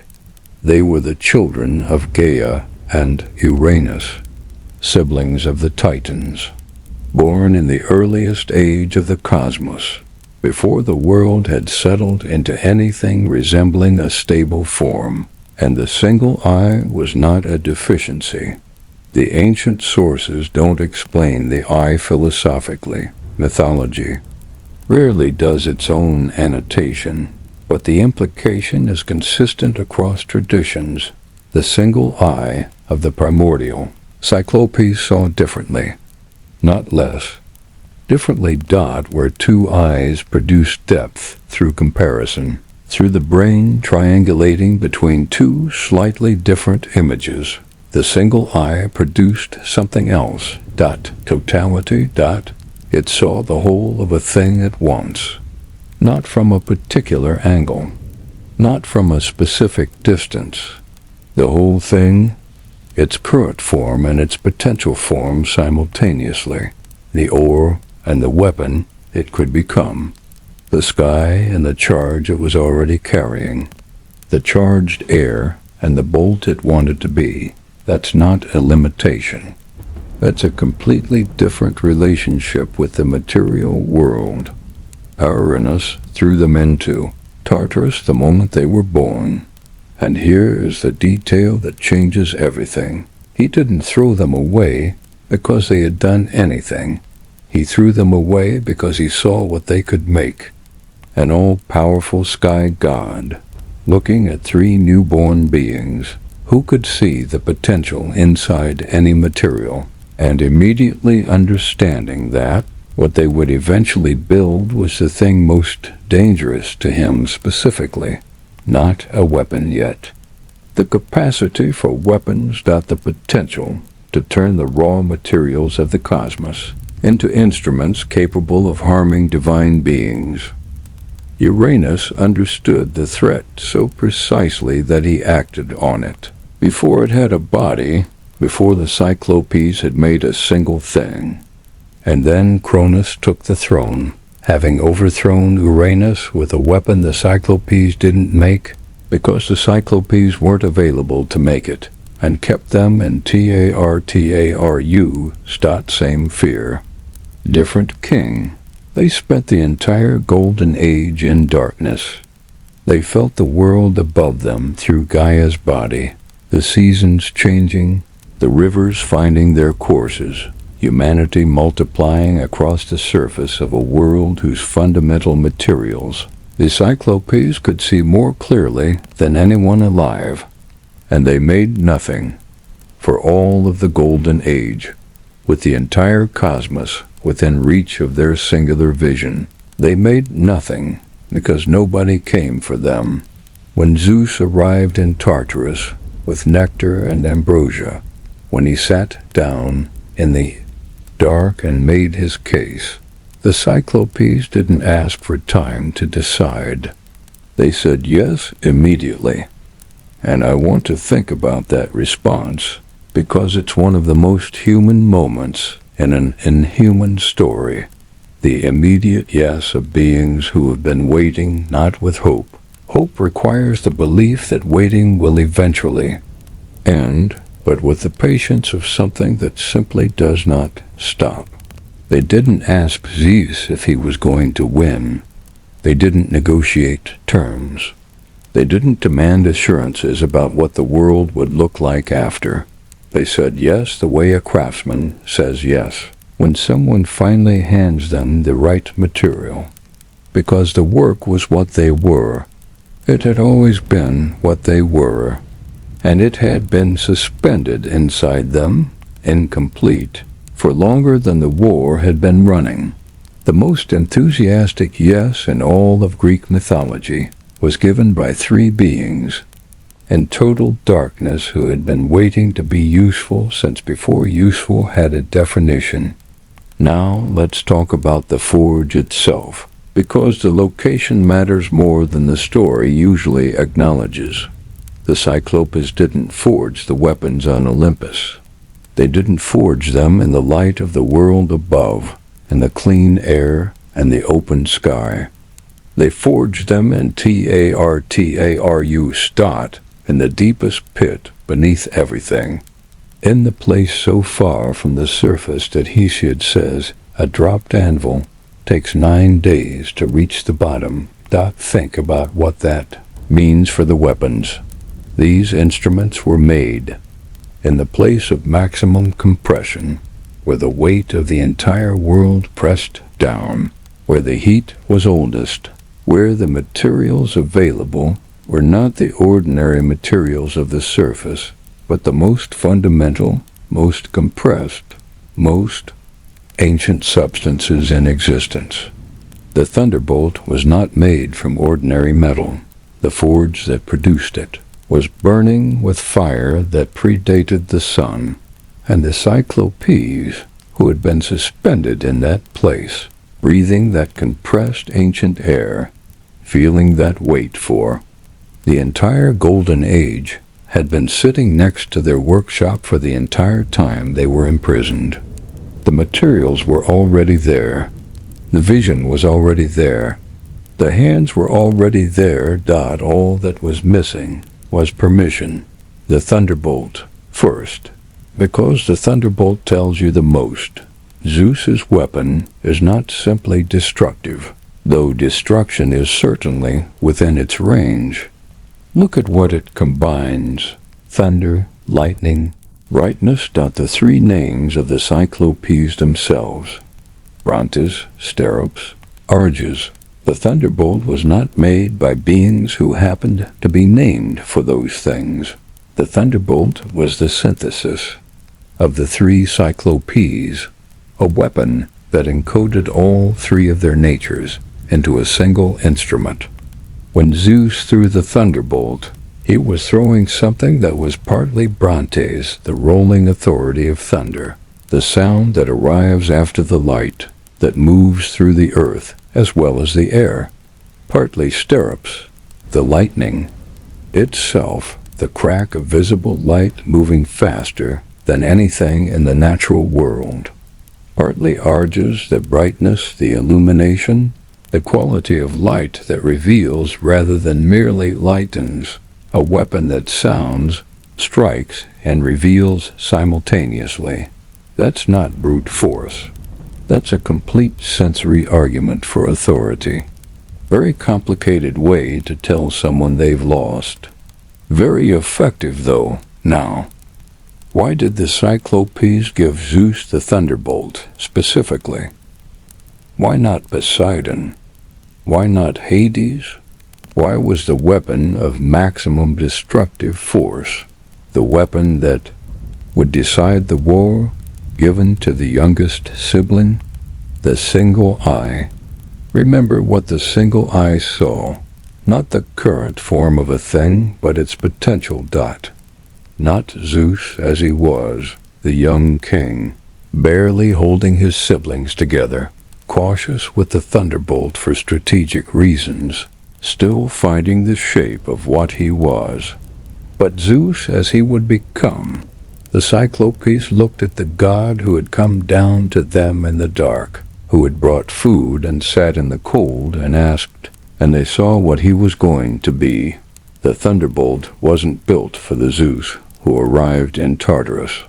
It was built for the Zeus who was coming, and that is a profound act of trust and a vision that only beings with one eye could have. The trident is a different kind of weapon entirely, where the thunderbolt is a single, concentrated force, a point of maximum intensity released in a specific direction. The trident is about relationship. 3 prongs, each one capable of connecting with the world separately, each one vibrating at a frequency that resonates with water, with rock, with the deep structures of the Earth's surface. The trident doesn't destroy. It speaks, or more precisely, it commands. When Poseidon strikes with the trident, he's not hitting the sea. He's arguing with it, in a language the sea already understands. The 3 prongs are the grammar of that argument. And get this, Poseidon didn't know how to do any of that when he received it. He emerged from Cronus' stomach already powerful, divine in the way all the Olympians were divine, but without domain, without understanding, without any connection to the sea. Specifically, the trident established that connection, not by giving him power over the sea, but by giving him the ability to make the argument to the sea that the sea would eventually accept. The weapon preceded the domain. The instrument created the god, or at least completed him. That's an extraordinary thing when you sit with it. The Cyclopes didn't see Poseidon as the god of the sea, and then make him a sea-appropriate weapon. They saw what Poseidon needed to become, what he was capable of becoming, and they built the instrument that would get him there. The helmet of invisibility is the strangest of the 3, not because invisibility is philosophically unusual. Greek mythology has multiple invisibility devices, and they all work roughly the same way. Strange because of who received it. Zeus got the weapon of maximum force and authority. Poseidon got the weapon of connection and command. Hades got the weapon of absence, not of death, technically. Not of the underworld, dot of not being there. The Cyclopes looked at the god who would rule the dead, who would govern the place everything goes after it stops being here, and they gave him a tool that made him not here. That's either a profound joke or the most accurate thing in the entire mythology. Because Hades' domain is the absence of presence, the place where the living don't go, the space that the world above fills itself by emptying into. And the helmet is the embodiment of that function, the ability to occupy a space without, registering in it to be the ruler of absence by being capable of absence yourself. Now, here is the curiosity gap that changes how you understand the Cyclopes' role. They didn't just make weapons, they made definitions. Before the thunderbolt, Zeus was the young king of a war in progress. After the thunderbolt, Zeus was the god of the sky, whether the sky knew it yet or not. Before the trident, Poseidon was a freed prisoner with significant divine power and no particular relationship with any specific domain. After the trident, Poseidon was the sea. The sea just hadn't been told yet. Before the helmet, Hades was the most ancient feeling of the Olympians, carrying the gravity of someone who had been in the dark for longer than his siblings, without a clear articulation of what that meant. After the helmet, Hades was death, or rather the space around death, the absence that death creates. The weapons were not awarded to gods, who had already claimed domains. The weapons created the domains by placing them in the right hands. The Cyclopes, working in the oldest forge beneath everything, with the single eye that saw, potential rather than current form, were not manufacturing tools for a war. They were designing the new order of the cosmos. The Titanomachi was the method. The weapons were the blueprint, theirs. Something else embedded in this story that I don't want to move past without naming. The Cyclopes made these weapons for beings who were about to fight and potentially die. They made them in the dark, in Tartarus, with no guarantee that the Olympians would win. No certainty that the weapons would survive the war. No assurance that anything they built would outlast the conflict. And they built them anyway, with the same care, the same precision, the same attention to the full potential of the material, as if the weapons were permanent, as if the future they were building toward was certain. Extraordinary professional standards for beings operating in a war zone. That's what craftsmanship is. At its deepest level, not just technical skill, but the decision to build as if the thing you're making deserves to last longer than the circumstances of its making. The Cyclopes had been imprisoned since before the Golden Age. They had every reason to be bitter, every reason to do the minimum, every reason to build serviceable weapons and call it done. Instead, they built the thunderbolt, the instrument that would light up Tartarus itself when Zeus threw it, the instrument that would end the longest divine war in history, the instrument that would define the god who carried it for the entire subsequent age of the cosmos. They made it as if they were proud of it, because they were. Now, the weapons were finished.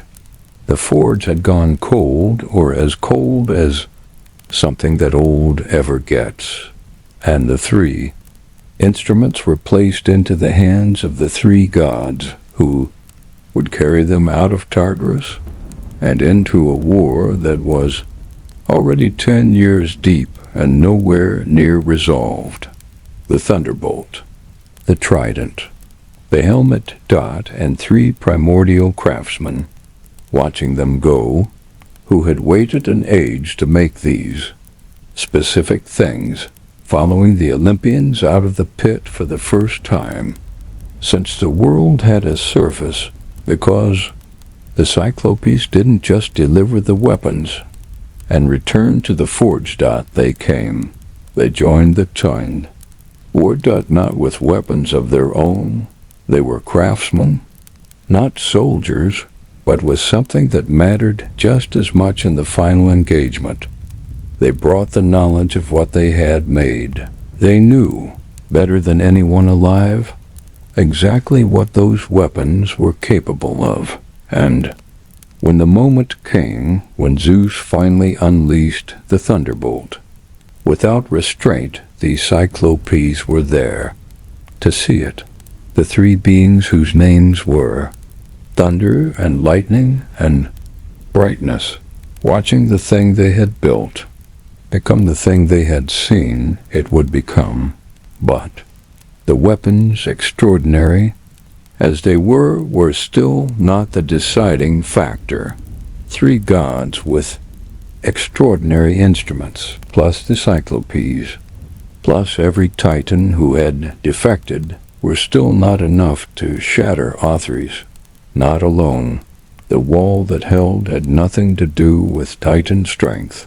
Ultimately, it had to do with numbers, the weight of an entire generation fighting in coordinated defense of the world they had made, and the only thing in existence with the force to break that, the only addition to the Olympian side that could shift the war from stalemate to conclusion, was still rising, still moving through the earth toward the surface. 150 heads, 300 arms, the accumulated force of primordial beings who had never once gotten to be what they were, coming to find out what that felt like. Part 2 goes into the forges. Aftermath, the moment the weapons first made contact with the war they were made for, and what the Cyclopes understood, watching their work move through a battlefield for the first time, because building a weapon and watching it used are 2 completely different experiences. And for beings who had waited as long as the Cyclopes had waited, the second experience was going to be everything. Watch the sky for a moment. Not the calm version, not the version with stars in it, the version where the air itself seems to be holding its breath, where the clouds have stopped behaving like clouds and started behaving like something gathering itself for a single, total release. That's the sky over Olympus the day the thunderbolt was first thrown without restraint. You wouldn't have had time to brace for it. Nobody did. Let's pick up where we left off. The weapons were finished. The thunderbolt, the trident, the helmet, each one carrying the full weight of what the Cyclopes had seen when they looked at the gods who would carry them. And now those weapons had to actually be used. Because here's something that gets skipped over in most retellings. There is a difference between possessing a weapon and knowing with absolute certainty what it does when it meets resistance for the first time. Zeus had been cautious with the thunderbolt for years, testing it, holding it back, using it in careful, contained bursts that taught the Titans his range without revealing his ceiling. That caution ended. Ancient sources describe the moment Zeus stopped holding back as the true beginning of the war's final phase, not because new soldiers arrived, though they did, but because the weapon the Cyclopes built was finally allowed to be what it actually was, I want you to think about the Cyclopes in this moment, not in the forge anymore, on the battlefield, or near it, watching three beings who had spent the entire Golden Age in darkness, who had felt the weight of Tartarus pressing down on them for an age longer than most cosmologies even bother to count, finally seeing the thing they made do what they always knew it could do. There is a particular kind of vindication in that not vengeance, though they'd have earned it. Not satisfaction at the Titans' suffering, necessarily something closer to recognition, the single eye that saw potential their entire existence finally seeing potential become reality. Best possible outcome for a job review. Honestly, Hesiod's description of the thunderbolt at full release is one of those passages that scholars have spent centuries trying to translate without losing the scale of it. He describes heat that scorched the boundless earth, not a region, not a battlefield, the boundless earth. He describes the great forest, crackling aloud with fire. He describes the whole earth boiling, and the sky and the sea. This is not a description of a skirmish. This is a description of something closer to the temporary, undoing of the categories that separate land from sea from sky, because the force moving through all three was operating at a scale where those distinctions briefly stopped. Mattering. And the Cyclopes built that. Three beings working in the dark with materials that the surface world didn't even have names for, and what they produced was a weapon capable of making the entire visible cosmos respond at once. Now here's the part of the story that I think deserves more attention than it usually gets. The trident in this same final phase was doing its own work. Poseidon, who had received his weapon without fully understanding what it would do, was now striking the ground of Othrys itself, not the sea. The mountain. Think about that choice. Poseidon's domain would eventually be water, the seas, the rivers, the deep places. But in the war, his weapon was turned against stone, and it worked, because the trident's power was never really about water specifically. It was about disruption at the structural level, finding the place where solid ground assumed it was permanent and proving it wrong.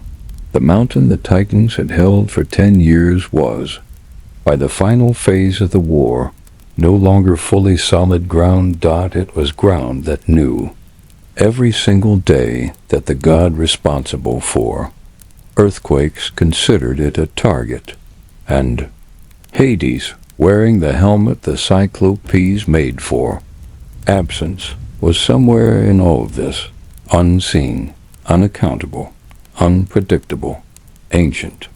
Sources don't give us a dramatic blow-by-blow of what Hades did during the final battles, but that absence of detail is in its own way the point. We don't know what Hades did because nobody who experienced it survived to describe it clearly, or because the entire nature of his contribution was designed not to be witnessed, a god moving through a war that nobody could see coming, and nobody could track once it arrived. The Cyclopes built him a weapon of pure psychological pressure, and in a war this scaled, this desperate, this exhausting after 10 years, psychological pressure was doing as much work as any direct strike. Here's the curiosity gap worth sitting with. If the weapons were this powerful, if the thunderbolt could boil the sea, if the trident could destabilize a mountain, if the helmet could turn a god into a rumor, Why wasn't the war over the moment they were deployed? Because the Titans were not ordinary beings absorbing extraordinary force. They were Titans. Hyperion, by Iapetus Cronus himself, beings of the same fundamental category as the Olympians, just from an earlier generation. The thunderbolt didn't simply erase them. It hurt them. It pressed them. It forced retreat after retreat. But Titans can absorb divine force in a way that nothing else in the cosmos can. That's what made them Titans. Extremely inconvenient, given the entire premise of the war. So even with the most powerful weapons ever forged, even with the Cyclopes' full vision realized, the Olympians were inflicting catastrophic, world-shaping damage, and the Titans were still standing. This is the moment the war actually needed something more than weapons. Because weapons, however extraordinary, work on a scale of strikes, of individual moments of force, however massive, applied and then needing to be applied again. What the Titanomachy needed to actually conclude was something that didn't operate in strikes, something that operated in totality, something that could apply pressure, not for a moment, but continuously from every direction, without pause, the kind of overwhelming presence that doesn't give an opponent the space between blows to recover, regroup, reform. The Cyclopes had given the Olympians the sharpest possible instruments. What the war needed next was mass. Not metaphorical mass, literal, physical, divine mass, applied with a relentlessness that nothing in the cosmos had ever experienced before, and that was already on its way. I want to close this part by returning to the Cyclopes themselves, because their story doesn't end with the forge. They stayed through the rest of the war, through the final catastrophic phase, through whatever came after. The Cyclopes remained with the Olympians, not as soldiers exactly, as something more permanent than that. Brontes, stirrups, Arges, thunder, lightning, brightness would go on in later tradition to continue working for Zeus long after the war ended, forging his thunderbolts again and again, not because the first ones broke, but because the relationship that began in that dark cell in Tartarus, the one built on a young god's willingness to come down, sit in the cold, and ask, turned out to be permanent. They had been imprisoned for an age, and the first time anyone treated them like their existence meant something beyond the threat they posed. They didn't just help, they stayed. The weapons were in the world now. The thunderbolt had boiled the sea. The trident had cracked the mountain that held for a decade. The helmet had turned a god into something the enemy couldn't even properly fear, because they couldn't locate it. And still, Athres held. Still, Cronus and his generation refused to break. The Olympians had the finest weapons the cosmos had ever produced. What they still lacked was the force to finish it. And deep below, through the long dark that Gaia's body had carried for longer than the war itself, something with 300 arms was almost at the surface. That's where we're going next, because the 100-handed ones weren't bringing weapons to this war. They were the weapon. And the moment they arrived, the Titanomachy stopped being a war of strikes and became something the Earth had genuinely never experienced. Not a battle, but an ending. The ground doesn't just shake anymore. It breathes. A long, slow heave under your feet. The kind of movement that makes you instinctively reach for something solid, except nothing around you is staying solid long enough to grab. The air smells like scorched stone and something underneath that, something older, mineral, like the inside of a mountain that has just been opened. For the first time, and from the south, from the deepest crack in the earth's surface, something is climbing out, not one thing, 3. Let's talk about what was actually rising, because I think the scale of the hekatonchires gets lost in translation when you just say 100-handed ones and move on.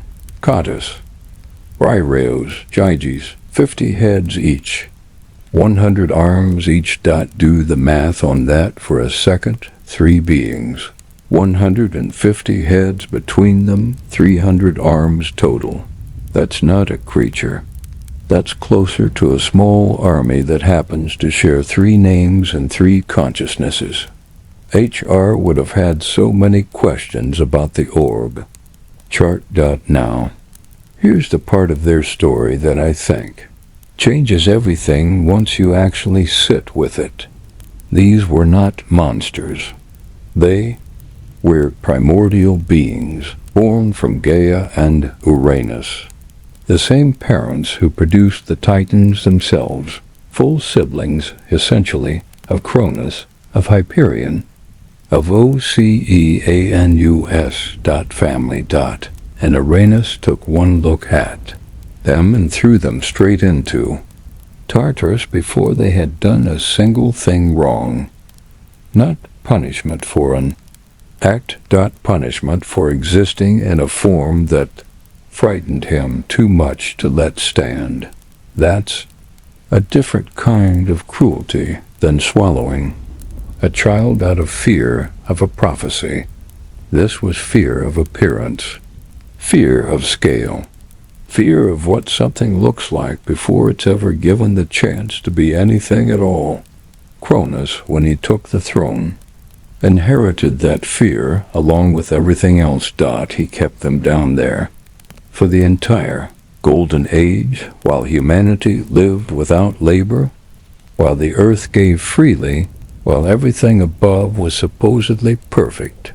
3 beings with 300 arms between them sat in absolute darkness, never once given the chance to lift anything at all. Think about that for a second. A weapon of unimaginable strength, sitting completely unused, not because it was broken, but because every ruler who ever saw it decided unused was safer than understood. And this is where the curiosity gap really opens up, because Zeus had already done this once. He'd gone to the Cyclopes. He'd sat in the dark with primordial beings who had every reason to refuse him, and he'd asked instead of demanded. So why does it take this long for him to do the same thing again? Why does the war run for years before he goes back down to that same pit and finds the hekatonchires? The answer, according to most ancient sources, comes back to Gaia. Again. She is the one who tells Zeus, finally, that there's more down there. That the war he's fighting, the one with weapons that boil seas and crack mountains, still isn't enough. And I think there's something worth noticing here about why she waited. She didn't send Zeus to the hekatonchires first. She sent him to the Cyclopes first, the craftsmen, the builders, the ones who make tools. Only after the tools failed to end it did she point him toward the ones who weren't going to build anything, who were the force itself. It's almost like she understood better than anyone, including Zeus, that some problems get solved with the right instrument, and some problems only get solved when you stop looking for an instrument and start looking for an end. Picture the descent for a second. Zeus walking back down into Tartarus. Not for the first time now, already knowing the weight of that darkness, already knowing what waiting that long does to a being. He'd freed the Cyclopes. He'd watched them forge weapons that reshape the cosmos. Now he's standing in front of something even older, even larger, even more thoroughly forgotten. And the question is the same one he asked the first time. Will you help? And be. Except this time it's not three craftsmen who can offer tools. It's three beings whose entire nature is the application of overwhelming total force. And they say yes the same way. The Cyclopes said yes immediately. No joke. That immediacy keeps showing up in this story. And I don't think it's an accident. Every single being Zeus frees from Tartarus agrees without hesitation. Not because they trust Zeus specifically, because they've had nothing but time to think about what they'd do if anyone ever asked. The answer was always the same. Anything. Whatever it takes. Just let me out. Genuinely one of the lowest effort recruitment drives in the history of cosmic warfare. Now, let's talk about what it actually meant for them to climb out, because the Hecatonchires hadn't moved in an age, not stretched, not walked, not used a single one of their 300 arms for anything at all.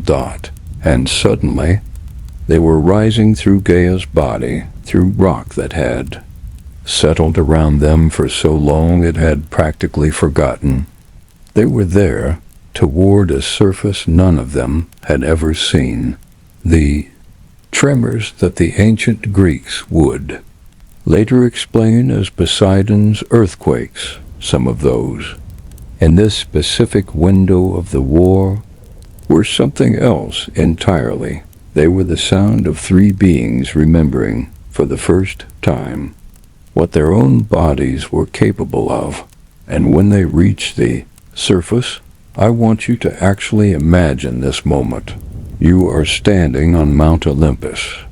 You've fought for years already. You've seen the thunderbolt boil the sea. You've felt the ground crack under Poseidon's trident. You think you understand what divine warfare looks like. And then something climbs out of the deepest pit in existence with 50 heads turning in 50 directions at once, and 100 arms reaching for whatever is closest 3 times. What does your understanding of warfare even mean after that? Here's a modern comparison, because I think it actually helps.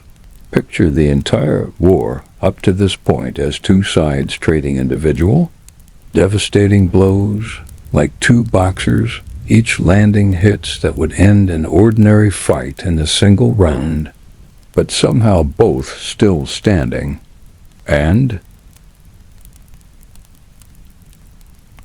then imagine a third fighter walks in, except this fighter has 300 fists and doesn't believe in rounds. That's not an exaggeration of the Hecatonchires' arrival. That's roughly what Hesiod is describing when he tries to put their entrance into words. There's a detail in the ancient sources that I think gets overlooked too often. The Hecatonchires didn't just fight. They were given a specific welcome by the Olympians. Zeus reportedly held a feast for them before the final battle, treated them not as weapons being deployed, but as family being welcomed home. Think about how long it had been since anyone treated them that way, since before the Titans ruled, since before the Golden Age, since before time. basically had organized itself into something with names for periods of waiting, and the first thing that happens when they finally reach the surface isn't combat. It's a meal. That detail matters more than it looks like it should, because everything Cronus and Uranus got wrong about power, Zeus seemed to understand instinctively. You don't get loyalty from beings you've only ever feared. You get loyalty from beings you've actually seen. The Cyclopes got nectar and ambrosia in the dark. The Hecatonchires got a feast in the light. Both got the same underlying message. You are not just a threat I'm managing. You are someone I came looking for. And both times, that message turned out to be worth more than any weapon the cosmos could forge. So now the lineup is complete.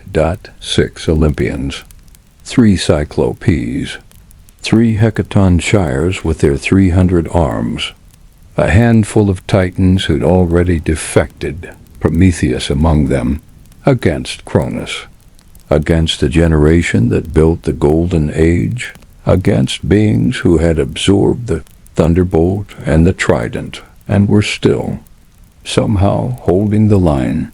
The war had run for 10 years without a single decisive turn, and then somebody handed 300 arms a reason to move. I want to end this part on something Gaia understood better than anyone else in this entire story. She didn't free the Hecatonchires for revenge. She wasn't settling a score with Uranus through a war that happened generations later. She freed them because she had spent the entire Golden Age feeling them down there, inside her own body, unused, unmoving, unacknowledged. And the moment they finally rose, the moment they finally got to be exactly what they had always been capable of being, that wasn't just a tactical decision. That was the Earth finally letting something stop hurting. But understanding doesn't end a war. Force does. And what happened next? What 300 arms actually did once they reached the battlefield. Once mountains themselves became something that could be picked up and thrown. That's not something Hesiod describes gently. He describes it like the sky itself forgot, for a moment, that it was supposed to stay where it was. That's where part 2 picks up. Because the Hecatonchires didn't just join the battle, they ended it. Stand still for a second and listen, not to anything specific. Just listen to the absence, the strange, total quiet that happens right before something irreversible begins. The feast is over. The food is gone. 3 beings who haven't moved in an age are standing on a battlefield for the first time in their existence. And somewhere across that valley, Cronus is about to learn what waiting that long does to something that was never given the chance to be afraid. Let's talk about what actually happened when the Hecatonchires entered the fight. Hesiod's description. Here is some of the most extraordinary writing in the entire. Theogony and translators have spent centuries trying to find English words big enough. He says they threw mountains. Not metaphorically. 300 arms picking up actual peaks and throwing them at the Titan line like a child throwing stones across a stream. 300 rocks at once from 3 beings landing simultaneously across an entire front. Think about what that does to a battle. That had been a stalemate for a decade. Here's the modern comparison that actually gets close. Imagine an entire artillery barrage. Every gun on every side firing in the same second, aimed with perfect precision. except instead of shells, it's geography. Instead of explosives, it's the literal landscape being weaponized and redirected. That's not hyperbole. That's roughly the scale ancient sources are describing. The Titans had spent 10 years absorbing thunderbolts and surviving trident strikes. They had never had to absorb a mountain dot. I want you to really sit with Cadas, Briareos, and Gyges in this moment, because there's something almost tragic buried inside the violence here. These three beings had spent the entirety of the Golden Age in total darkness, never moving, never lifting, never using a single one of their 300 hands for anything at all. And now, finally, they had a reason to move. And the first thing they did with that freedom was throw mountains at the only world they'd ever known. That's not glory. That's grief, expressed at a cosmic scale. Hesiod describes the sound of this engagement in terms that strain even his own considerable vocabulary. The unfruitful sea cried out terribly. The earth resounded with a great crash. Wide heaven was shaken and groaned. And this is the detail that gets me every time he says the sound reached down to Tartarus itself. Think about that. The deepest pit in the cosmos, so deep that an anvil falls for 9 days before reaching bottom, heard this battle. The Hecatonchires' own former prison felt the impact of their freedom.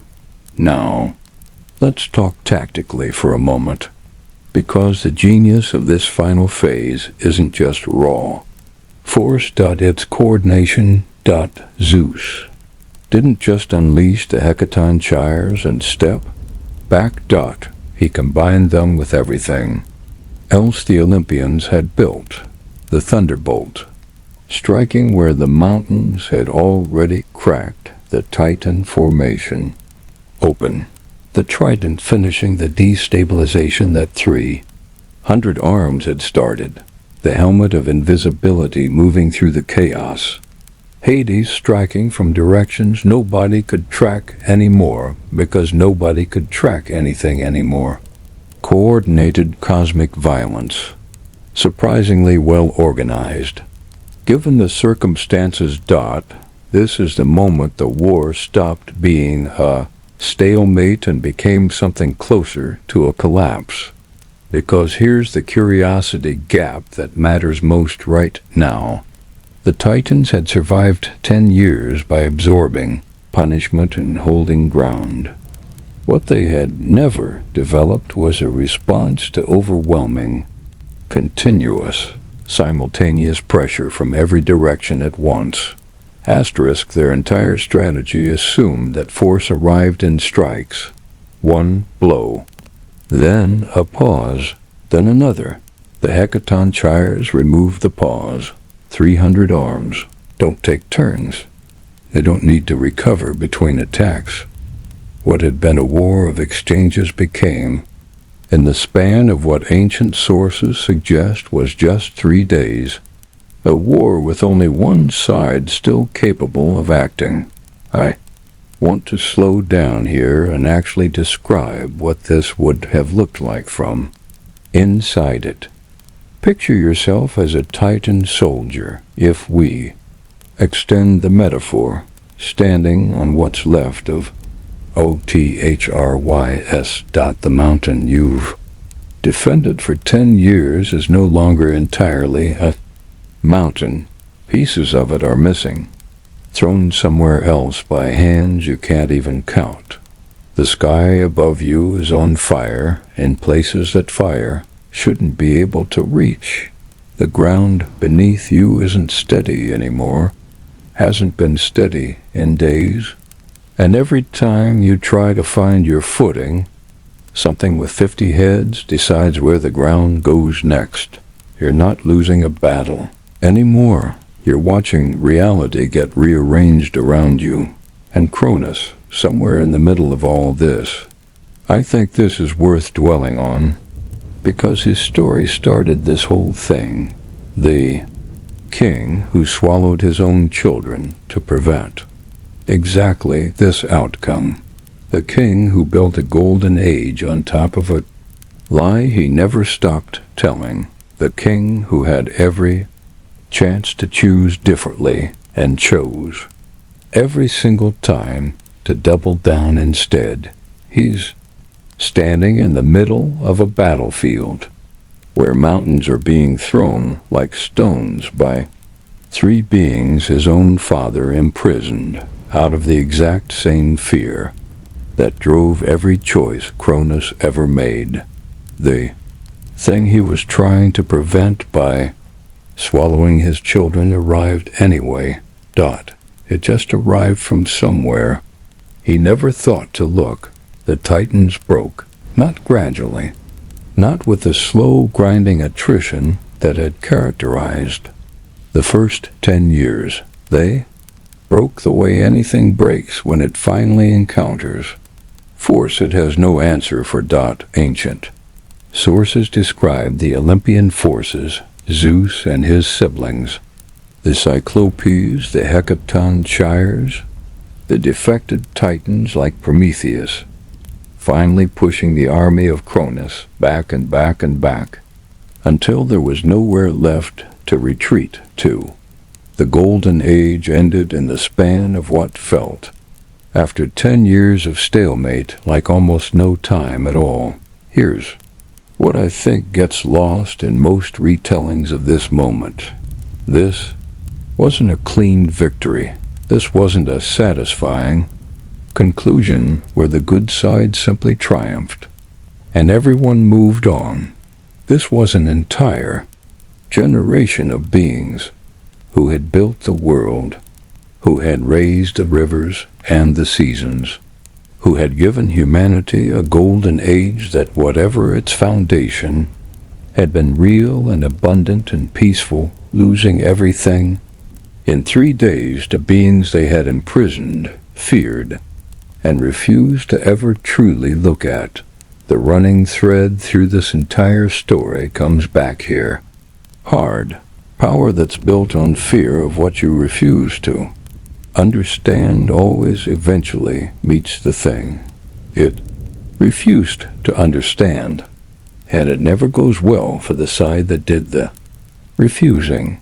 Cronus and the Titans who fought alongside him were defeated, captured, overwhelmed, finished. The war that had reshaped oceans, boiled seas, shaken the foundations of Tartarus itself, was over. And now came the question that every war eventually has to answer. What do you do with the beings who lost? Because here's the thing about victory in a story this old. It doesn't end with the last blow landed. It ends with a decision. Zeus had 300 arms on his side now. He had a thunderbolt that could boil the sea. He had a brother who could make himself simply not exist to anyone watching. He had, in other words, every tool necessary to do to Cronus exactly what Cronus had been afraid someone would eventually do to him. The prophecy technically already came true. This part is just paperwork. But what actually happened to the defeated Titans, where they went, who guarded them, and what role the very beings who had just won the war would end up playing as their jailers?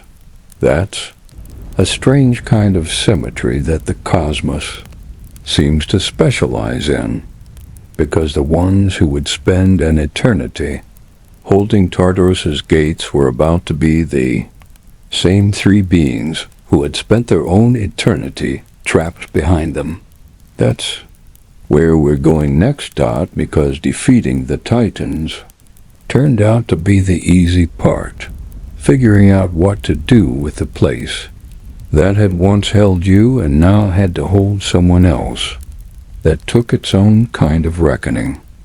The silence after a war this big doesn't sound like peace, Dot. It sounds like the absence of something that had been so loud for so long that your body forgot what quiet actually feels like. The mountains that used to be Authyrs are still settling, dust that won't finish falling for years. The smell of scorched stone and something underneath it, ash that used to be a golden age, Dot, and somewhere in the middle of all that ruin, a king who once swallowed his own children is standing in chains. He never once imagined wearing Dot, so the war is over. And here's the question nobody ever really sits with long enough. What do you actually do with gods you can't kill? Because that's the problem at the center of every divine conflict in Greek mythology, and it's almost never addressed directly. Mortals die. That's simple. That's final. Titans don't. Cronus, Hyperion, Iapetus, the entire generation that fought against the Olympians, they're not going anywhere. They can be defeated. They can be overwhelmed. They cannot be erased. Genuinely, one of the worst HR problems in the history of the cosmos. So, Zeus had to build something. Not a punishment in the mortal sense, no execution, no clean ending. A containment system for beings whose existence was permanent and whose power was real even in defeat. And the answer he landed on was the same place his own allies had spent the entire Golden Age trapped inside. Tartarus. Let single quotes S actually talk about what Tartarus is, because most retellings treat it like a generic underworld dungeon, and it's so much stranger than that. Hesiod describes it as a place so deep that a bronze anvil dropped from the surface would fall for 9 full days and nights before finally hitting the bottom. 9 days. Think about that distance for a second. Not 9 days of walking. 9 days of falling. Continuous, uninterrupted. Just down. And around that pit, Hesiod says, there's a wall of bronze, with night poured 3 times over the entrance, like a kind of layered darkness that even light itself struggles to argue with. This isn't a basement. This is the structural floor of the entire cosmos, the place beneath which there is genuinely nothing else. Now, here's the detail that I think changes how you read the rest of this story. The gates of Tartarus needed guards. Someone had to hold that boundary. Someone had to make absolutely certain that whatever went in stayed in. And Zeus chose the Hecaton Shires, the same 3 beings who had spent the entire Golden Age imprisoned inside that exact pit. Cottus, Briareos, Gyges, now standing at the gates of their own former prison, not as captives anymore. As wardens. I want you to really think about that assignment, because on the surface it reads like an honor, a reward for service, a position of trust. And in plenty of ways it was exactly that. But sit with the irony for a moment longer. The beings who knew, more intimately than anything else in the entire cosmos, what it felt like to be trapped behind that bronze wall, were now the ones standing guard over it.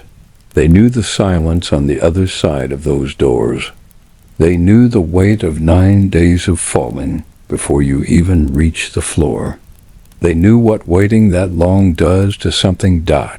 And Zeus handed them the keys. Now, was that cruelty? Honestly, I don't think it was meant that way. And I don't think the ancient sources frame it that way either. This was trust, built on the most literal foundation possible. Who better to guard a prison than beings who understand, with absolute precision, exactly how secure it needs to be? Who better to make sure nobody escapes than the ones who know firsthand that nothing about that pit allows for half measures? It's almost like Zeus understood something that Cronus and Uranus never grasped. You don't get loyalty by making someone fear the thing you control. You get loyalty by giving the thing you control to someone who already understands. It's wait dot, so that's where the Titans went dot, not all of them. We'll get to the exceptions in a moment, because there are some genuinely fascinating exceptions, but the core of Cronus's army, the Titans who fought to the end, who refused every chance to defect, who stood on Othrys until there was no Othrys left to stand on. They went down through the same 9 days of falling, past the same bronze wall, into the same threefold darkness that had held the Hecaton Shires and the Cyclopes for an entire age. The cycle didn't break dot, it just changed direction. Here's the curiosity, gap worth sitting with. Was Cronus expecting this? Because if you think back to the very beginning of this story, the prophecy Gaia gave him the moment he took the throne.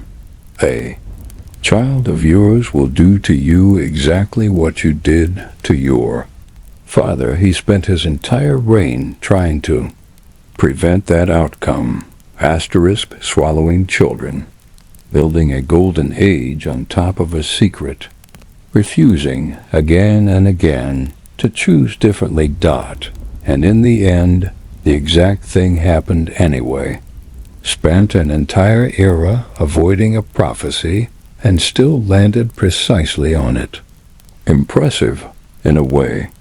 But here's what's genuinely strange about how the myth treats this moment. Cronus's imprisonment in Tartarus is, in most ancient sources, where his active role in mythology basically ends. He doesn't get tortured eternally the way some figures in Tartarus do, the way Sisyphus would later push his boulder, the way Tantalus would later reach for fruit that always pulled away.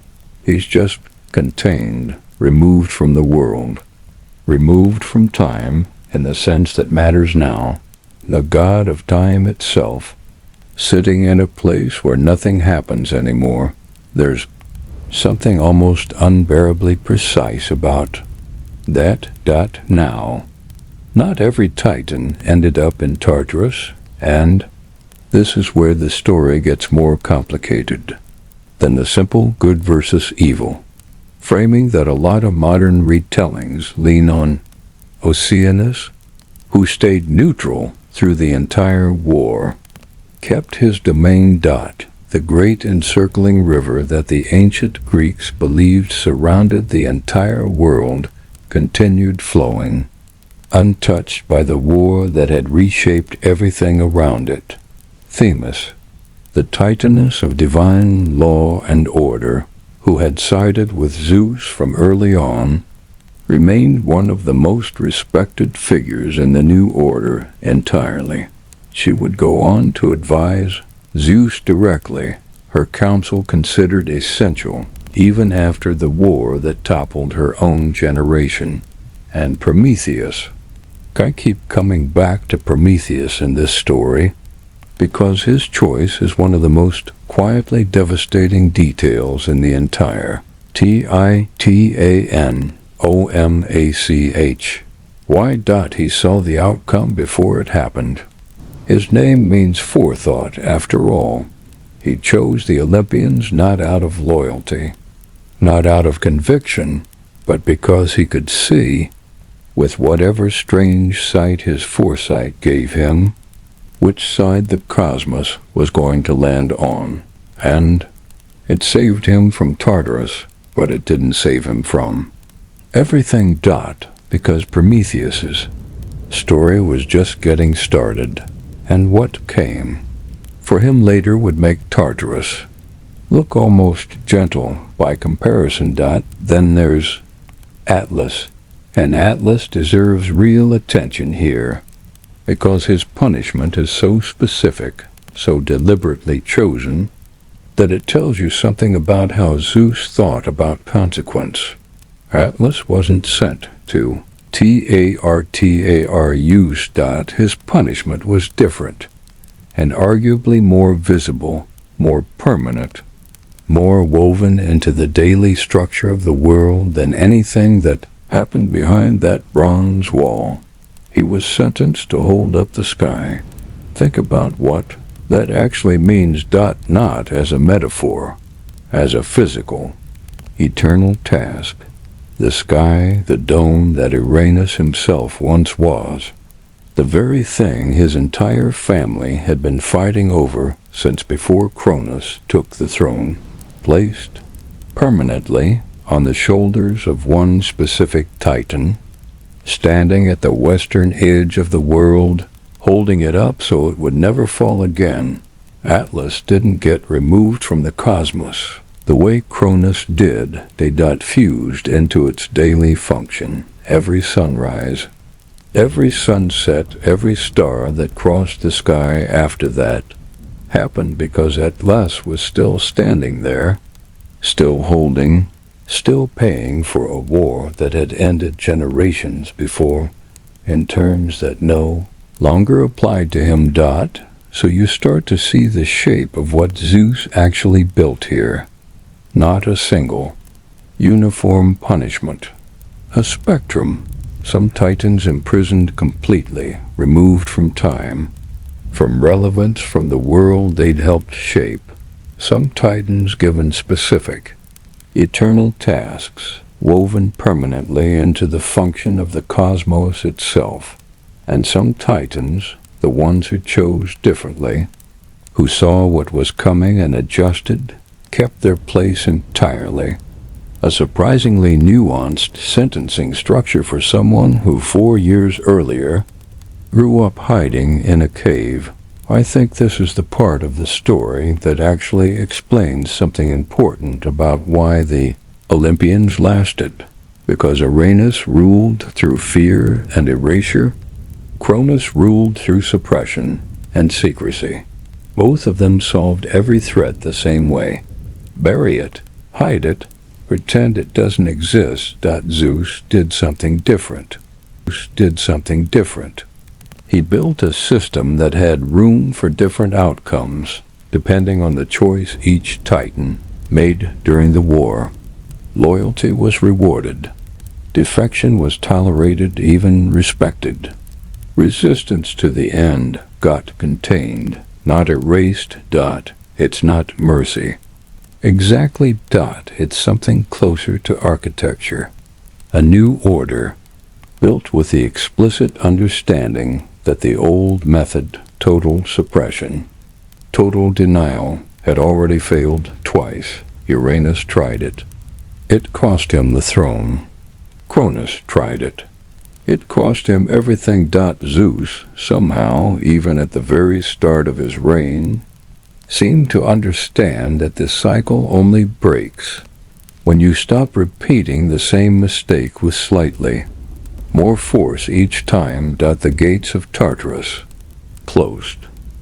The Hecatonchires took their place as guardians, the same beings who had once been prisoners, now standing watch over the prisoners that followed them. And somewhere far to the west, Atlas planted his feet and accepted a weight he would carry for longer than most. Cosmology's bother to track. The war was over. The golden age was finished, and the cosmos, for the first time since Uranus had been overthrown, since Cronus had taken his place, since the entire long, repeating pattern of fear and suppression and inevitable collapse needed something it had never actually had before. Not a king who ruled through terror. A structured. 3 brothers, Zeus, Poseidon, Hades, who had fought this war together, who had been freed from their father's body together, who now stood at the edge of a cosmos with no clear shapen, had to decide, for the first time in the history of everything, who would rule what. That conversation, the one that would split the sky from the sea, from the realm beneath everything, didn't happen with a battle. It happened with something far stranger. A draw of lots. You're standing somewhere that doesn't have a name yet. Not Olympus, not Othrys, which barely exists anymore as anything but rubble and memory. Somewhere in between. Neutral ground, if there is such a thing for beings who just spent 10 years rearranging the planet.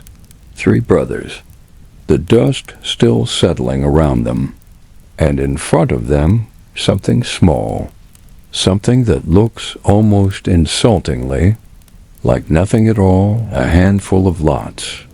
Let's slow all the way down here, because I think this moment gets rushed in almost every version of the story, and it deserves the opposite. The war is over. Cronus is in Tartarus.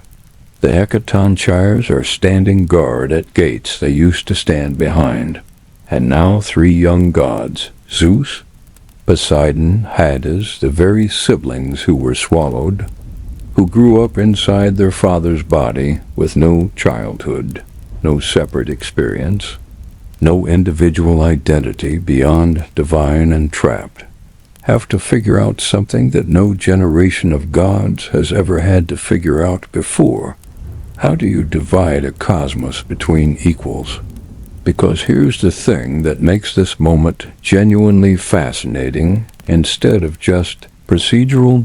Zeus didn't simply claim the sky. He didn't walk out of the war, thunderbolt still warm in his hand, and declare himself ruler of everything above. According to several ancient sources, the 3 brothers drew lots. Lots, like flipping a coin, like picking straws, the most consequential division of power in the history of the Greek cosmos, decided, at least in part, by something close to chance. The fate of the entire universe, settled the way you'd settle who does the dishes. Now, I want to push back gently on how absurd that sounds at first, because I think there's something genuinely sophisticated buried in it. Think about the alternative.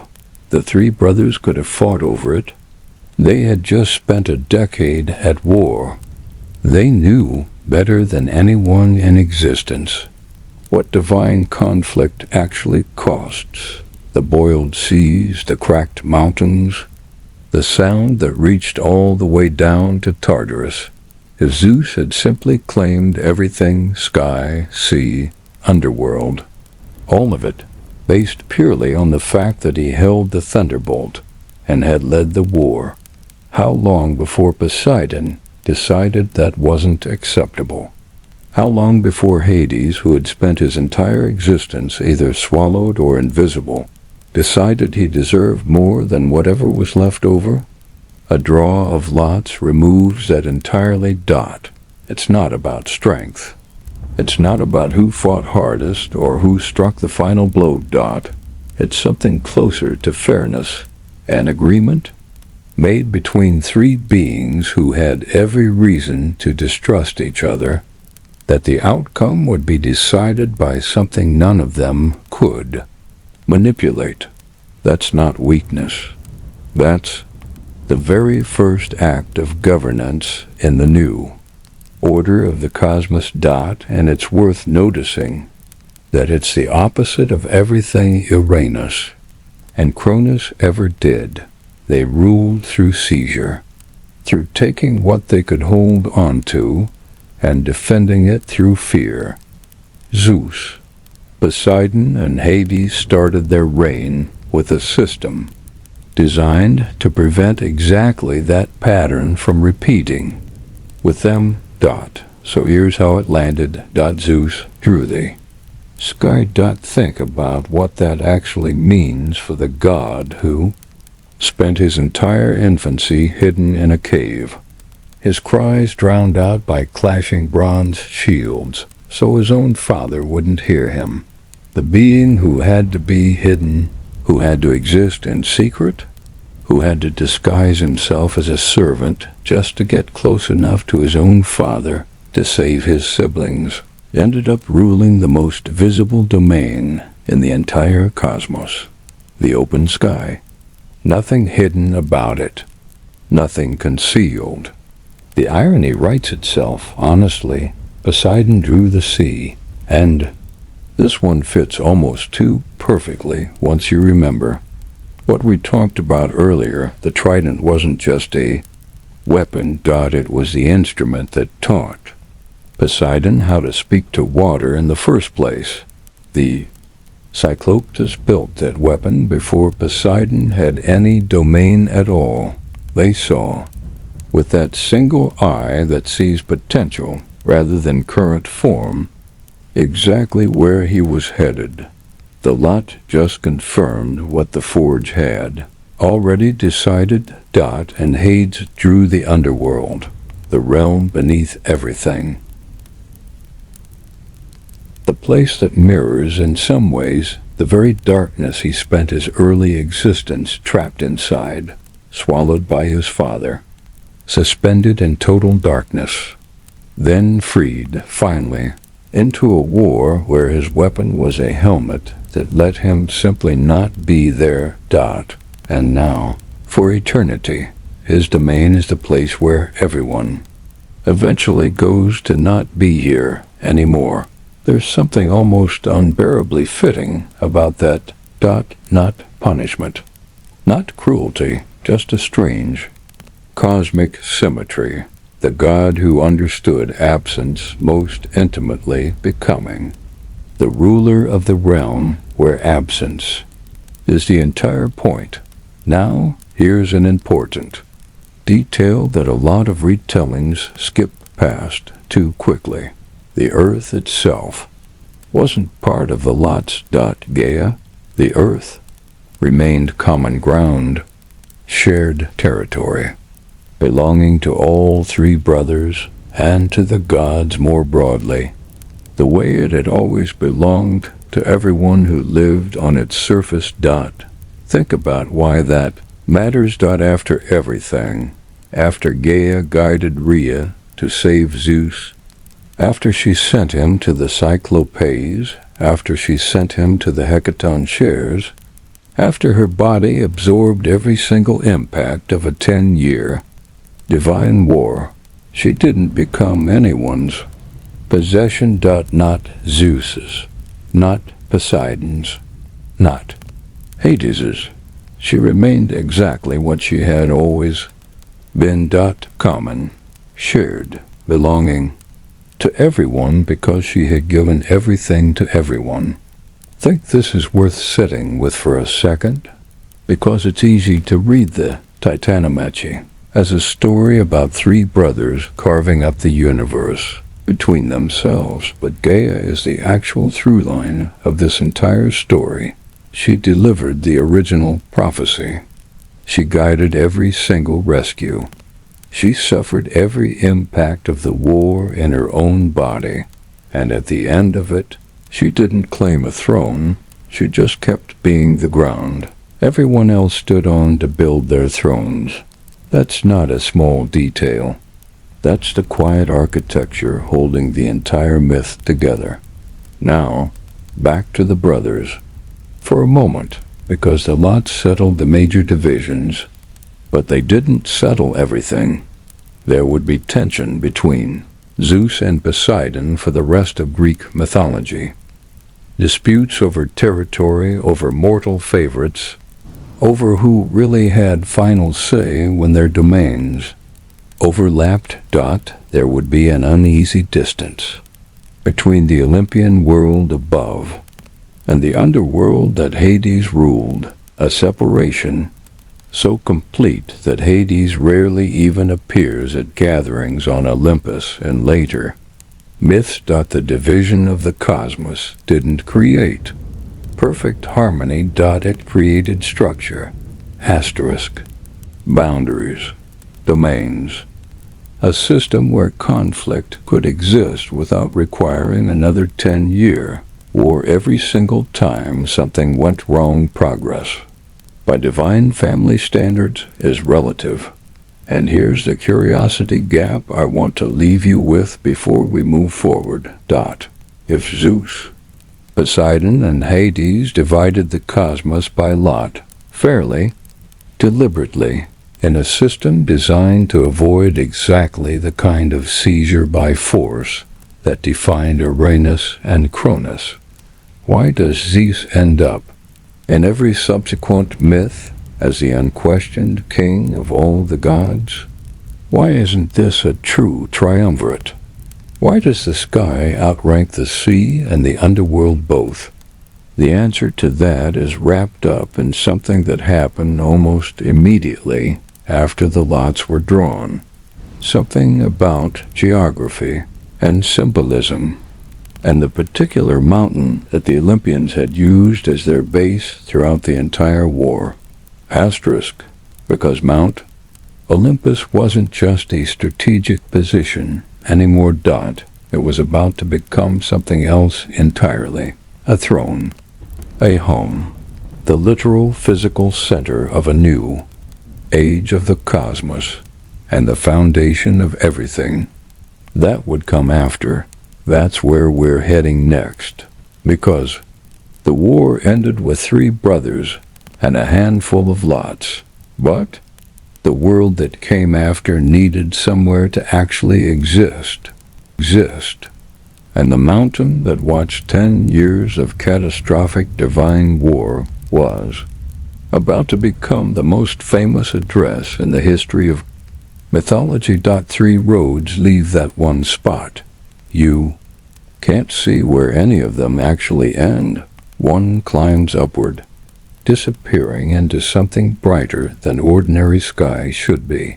One drops toward the horizon, toward a sound you can feel before you can hear it, the low, endless rhythm of something vast and moving. And one goes down, just down, no light at the end of it that you can find. 3 brothers, 3 directions, and the entire shape of the cosmos about to be decided by which road each one takes. Let's pick up exactly where we left off. The lots have been drawn. Zeus has the sky, Poseidon has the sea, Hades has the underworld. And on paper, that sounds clean, tidy, resolved. 3 guys, 3 realms, everybody's happy. Nobody fights about boundaries ever again, except, obviously, not. Because dividing the cosmos into 3 pieces is a lot easier to say than it is to actually live with. Here's the first problem nobody talks about enough. Where does the sky actually end and the sea actually begin? Because if you're standing on a beach watching a storm roll in off the water, you are looking at exactly the place where Zeus' domain and Poseidon's domain are supposed to have a clean boundary. They don't. The clouds that bring rain belong to the sky. The water that rain becomes belongs to the sea. The storm itself, the wind, the waves, the lightning striking the water, belongs to nobody specifically, or everybody, depending on the day, depending on which brother feels like claiming it. Greek mythology is full of disputes between Zeus and Poseidon that boil down to exactly this kind of overlap. Territories, mortal favorites, cities that both gods wanted credit for protecting. The division of the cosmos didn't actually solve the problem of conflict. It just gave the conflict a permanent address. Now, Hades is a different situation entirely, and I think this is where the real strangeness of the division lives. Because Zeus and Poseidon's realms are visible, tangible, part of the daily experience Of every mortal who ever lived, you can see the sky. You can feel the sea. Nobody sees the underworld. Hades drew the one domain that exists entirely outside. The world the living actually experience. Think about what that means for the God who got it. He doesn't get festivals. He doesn't get temples built in his honor the way Zeus and Poseidon do, scattered across every Greek city. He gets a realm that everyone is terrified of, that nobody wants to visit. That exists specifically as the place you go when your part of the story is over. And here's the part that I think deserves real attention, because it gets flattened so often into Hades as just the bad guy of the underworld. He's not Dot in most ancient Greek sources. Hades isn't cruel. He's not evil. He's not even particularly active in the wider mythology of the gods. He's just separate. He rules a kingdom of absolute fairness, actually. Everyone goes there. Rich, poor, heroic, ordinary. No favoritism. No exceptions. The most democratic realm in the entire cosmos belongs to the god everyone is most afraid of. Genuinely underrated branch of government. Honestly, don't think about Hades standing at the edge of his new domain for the first time. He spent his entire early existence inside his father's body, suspended, conscious, trapped in darkness he couldn't see the edges of. He fought through 10 years of war wearing a helmet. That made him simply not exist to anyone watching. And now he draws the lot for the realm that is, in almost every sense, the cosmic equivalent of exactly where he's already been. Darkness, separation, a place where presence becomes its own kind of mystery. It's almost as if the cosmos kept returning him to the same condition, over and over, until it finally became his to govern instead of his to merely survive. Now let's talk about what actually happened in the realm itself once Hades took over, because the underworld of Greek mythology isn't a single uniform space. It's structured, layered, genuinely complex. There's the river Styx, the boundary that even the gods swore oaths upon, because breaking a vow sworn on the Styx carried consequences so severe that even Zeus himself respected it. There's the ferryman, Charon, who carries the dead across for a single coin, which is why, in later Greek tradition, the dead were buried with a coin placed under the tongue, a toll, for a journey nobody gets to skip, the medieval equivalent of putting a toll booth on the only road that exists.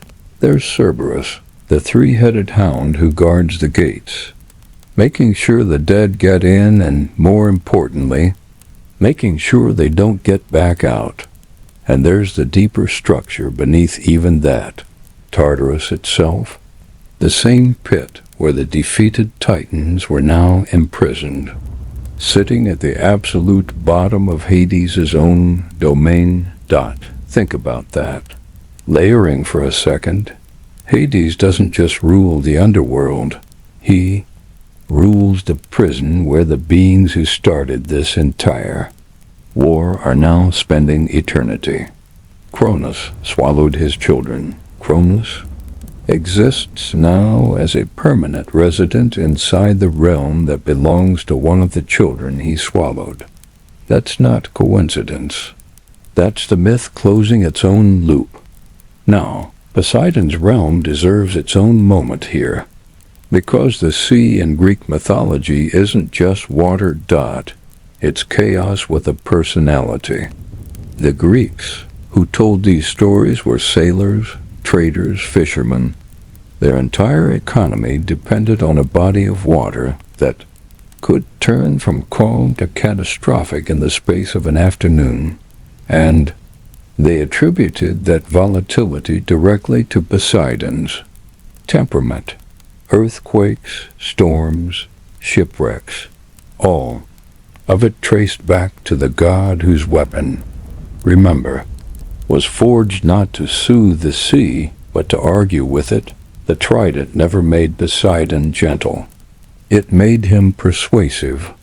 Those are very different things, Dot. And this is where the curiosity gap really opens up, Dot, because if Poseidon's domain is defined by volatility, by storms, earthquakes, unpredictability, what does that say about the god himself? Remember how he emerged from Cronus's body, roaring, disoriented, furious, the sibling who arrived into the world already at full force, with no childhood to soften him the way Zeus's hidden years on Crete arguably gave. Zeus a kind of patience the others never developed. Poseidon's realm matches Poseidon's nature, not because the lot was rigged, because the cosmos, in this mythology, has a way of sorting itself into the shapes that were always there, waiting to be claimed. Dot. So here's where the three realms stand. Once the dust settles, Zeus, the sky, visible, authoritative, the domain of the god who hid in darkness and emerged into the most exposed position in the entire cosmos. Poseidon, the sea, volatile, commanding, the domain of the god who arrived furious and never really stopped.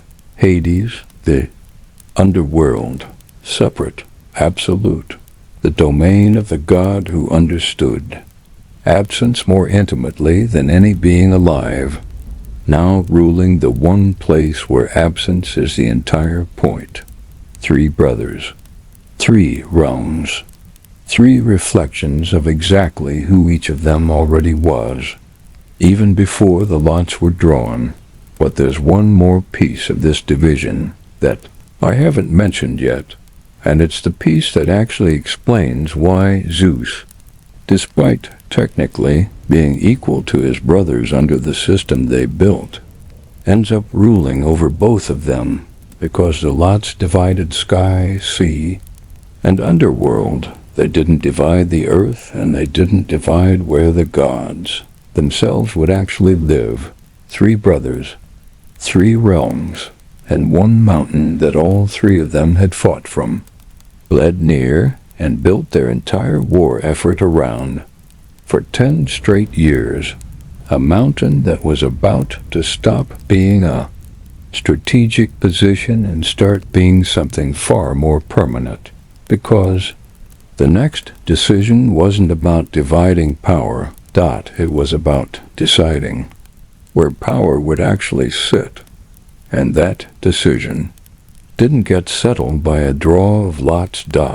It got settled by something closer to inevitability, the simple fact that some places just become the center of everything, whether anyone planned it that way or not. That's where we're headed next, because the realms had been divided, but the throne hadn't been built yet. Asterisk, there's a particular kind of cold up here, not the cold of winter, the cold of altitude, air so thin, it feels like breathing something other than air. Clouds drift below you instead of above, and the world spreads out underneath, like something you could reach down and touch if you weren't terrified of what touching it might do. This is where the war was planned, where the weapons were brought after the forge, where 6 gods stood and watched the Hecatonchires rise from Tartarus and change everything. And now the war is over. And somehow, nobody has left. Let's talk about why that is. Because here's the thing about Mount Olympus that most retellings treat as obvious, when it's actually anything but. It wasn't chosen as the home of the gods the way Zeus chose the sky or Poseidon chose the sea. Asterisk. There was no lot drawn for Olympus. There was no moment where the brothers sat down and decided deliberately, this is where we'll live now. It just stayed that way, because it had already been that way for 10 years. Think about what Olympus actually was during the war. It was a military position first, a defensible height, a place to stand against Mount Othrys when the Titans held the south, and the Olympians needed somewhere to organize, to plan, to retreat, to when the thunderbolt needed time to recharge and the trident needed a moment between strikes. It wasn't sacred. It wasn't symbolic. It was strategic. Pretty humble origin story for what becomes the literal home of divinity. But here's the curiosity gap worth sitting with. By the time the war ended, Olympus wasn't just a position anymore. It was the only place in the entire cosmos where all 6 Olympians, the Cyclopes, the Hecatonchires, and every Titan who had defected had spent real, continuous time together. Think about what 10 years of shared crisis actually does to a group of beings. The feasts before battles, the strategy sessions in the dark, the moment Zeus came back from Tartarus with the thunderbolt for the first time, and every single one of his siblings understood instantly that something had changed. Olympus wasn't chosen. Olympus became home the way anywhere becomes home, slowly, through repetition, through the simple accumulation of everything that happened there. Now, here's where it gets structurally important, because once the lots were drawn, once Zeus had the sky, Poseidon had the sea, and Hades had the underworld, there was a real question about where the actual seat of power would physically exist. Poseidon could have built his throne beneath the waves. Hades could have ruled entirely from inside his own realm, never surfacing at all. But that's not what happened. Olympus, Zeus's literal territory, technically, since it sits in the sky, or close enough to it, became the gathering place for all of them. And I think this is the moment where you can actually see Zeus's authority over his brothers starting to take shape, not through conquest, not through another war. Through geography. Because if the gods are going to gather anywhere, and Olympus is in the sky, and the sky belongs to Zeus, then every single meeting, every council, every decision that involves all 3 brothers happens, structurally, on Zeus's ground. Home court advantage, applied to the literal governance of the universe. Poseidon, notably, doesn't love this arrangement. Greek mythology is full of moments where Poseidon pushes back against Zeus as authority, disputes over mortal cities, disagreements about who deserves credit for which disaster or blessing, an undercurrent of resentment that never fully goes away, because technically, by the lot, they're equals, but practically, structurally, the brother who got the sky got something the other 2 didn't. He got the meeting room. Hades, for his part, mostly stays out of it entirely, and this is genuinely one of my favorite details in the whole mythology. Hades rarely appears on Olympus at all in later Greek tradition. He's not banned. He's not excluded by force. He just doesn't come. The god who ruled absence chose repeatedly to be absent from the one place where the other gods gathered. It's almost as if the realm he was given became the realm he actually wanted, not as punishment, but as fit. The being who spent his early existence trapped in darkness, who fought a war invisible, who drew the one domain nobody else wanted found in the end. That separation suited him. Now, let's talk about what Olympus actually became, physically. Once it settled into its new role. Ancient sources describe it not just as a mountain anymore, but as something layered with palaces, golden, gleaming structures built by Hephaestus in later tradition, each Olympian eventually getting their own dwelling within the larger divine community. Think about the contrast here. Cronus ruled from a singular throne, isolated, paranoid, swallowing threats rather than confronting them. Zeus rules from a mountain shared by a dozen other beings, each with their own space, their own domain represented within the larger structure. Slightly more functional family dynamic, relatively speaking. And this connects back to something we touched on earlier, the running thread underneath this entire story. Uranus solved problems by erasing them. Cronus solved problems by swallowing them.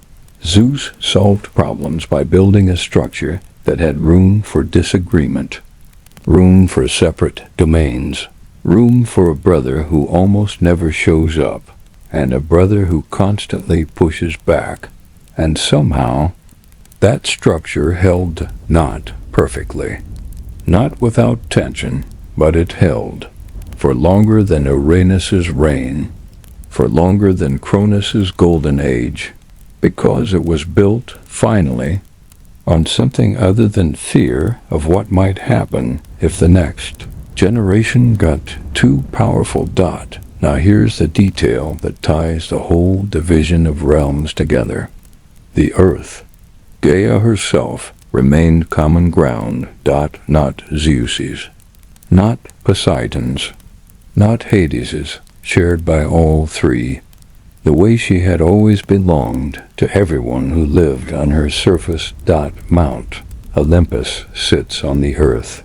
It rises into the sky, which makes it, technically, Zeus's territory, but its foundation, the actual rock and soil it stands on, is Gaia. The same being who delivered the prophecy that started this entire story, who guided Rhea to save her sixth child, who sent Zeus to the Cyclopes, then to the Hecaton Shires, who absorbed every impact of a 10-year cosmic war in her own body.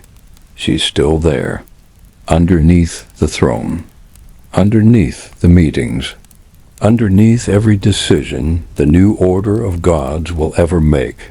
The realms were divided, the sky to Zeus, the sea to Poseidon, the underworld to Hades, and the meeting place not divided at all, just settled into the way a war camp becomes, a home when nobody ever has a reason to leave it, but a divided cosmos with a shared gathering place isn't quite the same thing as a finished world, because something was still missing. The Titans were imprisoned. The realms were claimed.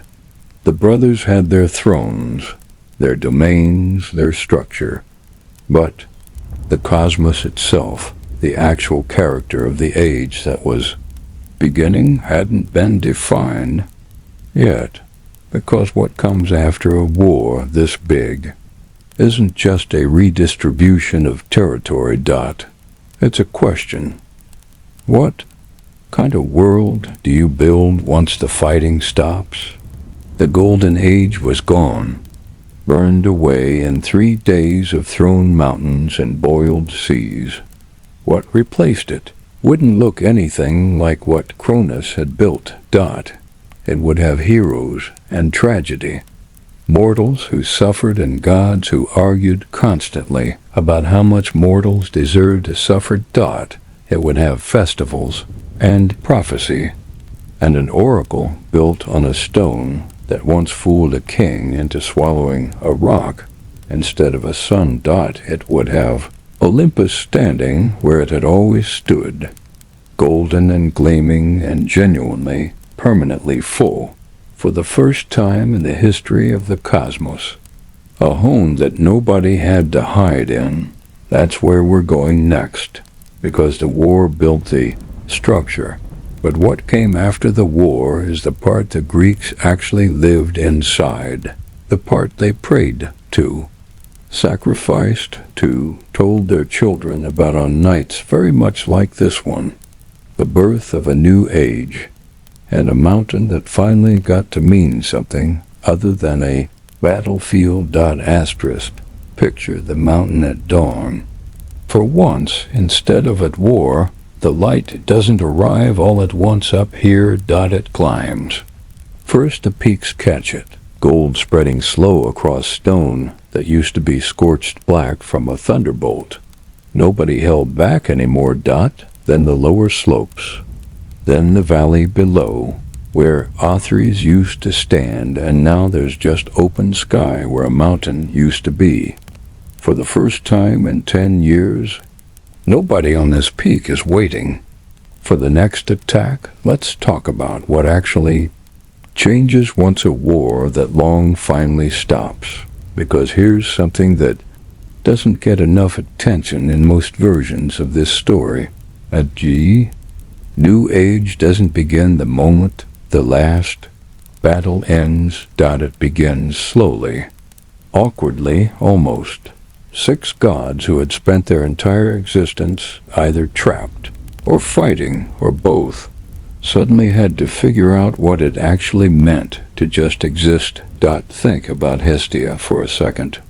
We haven't talked about her much, and that's almost the entire point of who she is.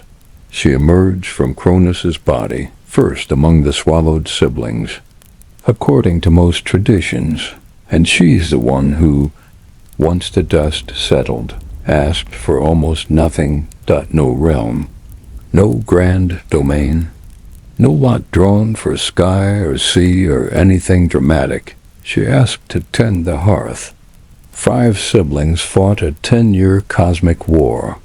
One of them just wanted a fireplace. But don't mistake that for smallness. Because every single home, every temple, every gathering of the gods on Olympus from this point forward would have a hearth at its center. And Hestia's flame was the one thing that never went out. Not during festivals. Not during the disputes between Zeus and Poseidon that would rumble on for centuries. Not during the long stretches when Hades simply didn't show up. The fire stayed lit. While brothers argued about thrones and built golden palaces and divided an entire cosmos by not one sister, just kept something warm. Demeter, meanwhile, turned her attention to the earth itself. Not Gaia. Exactly.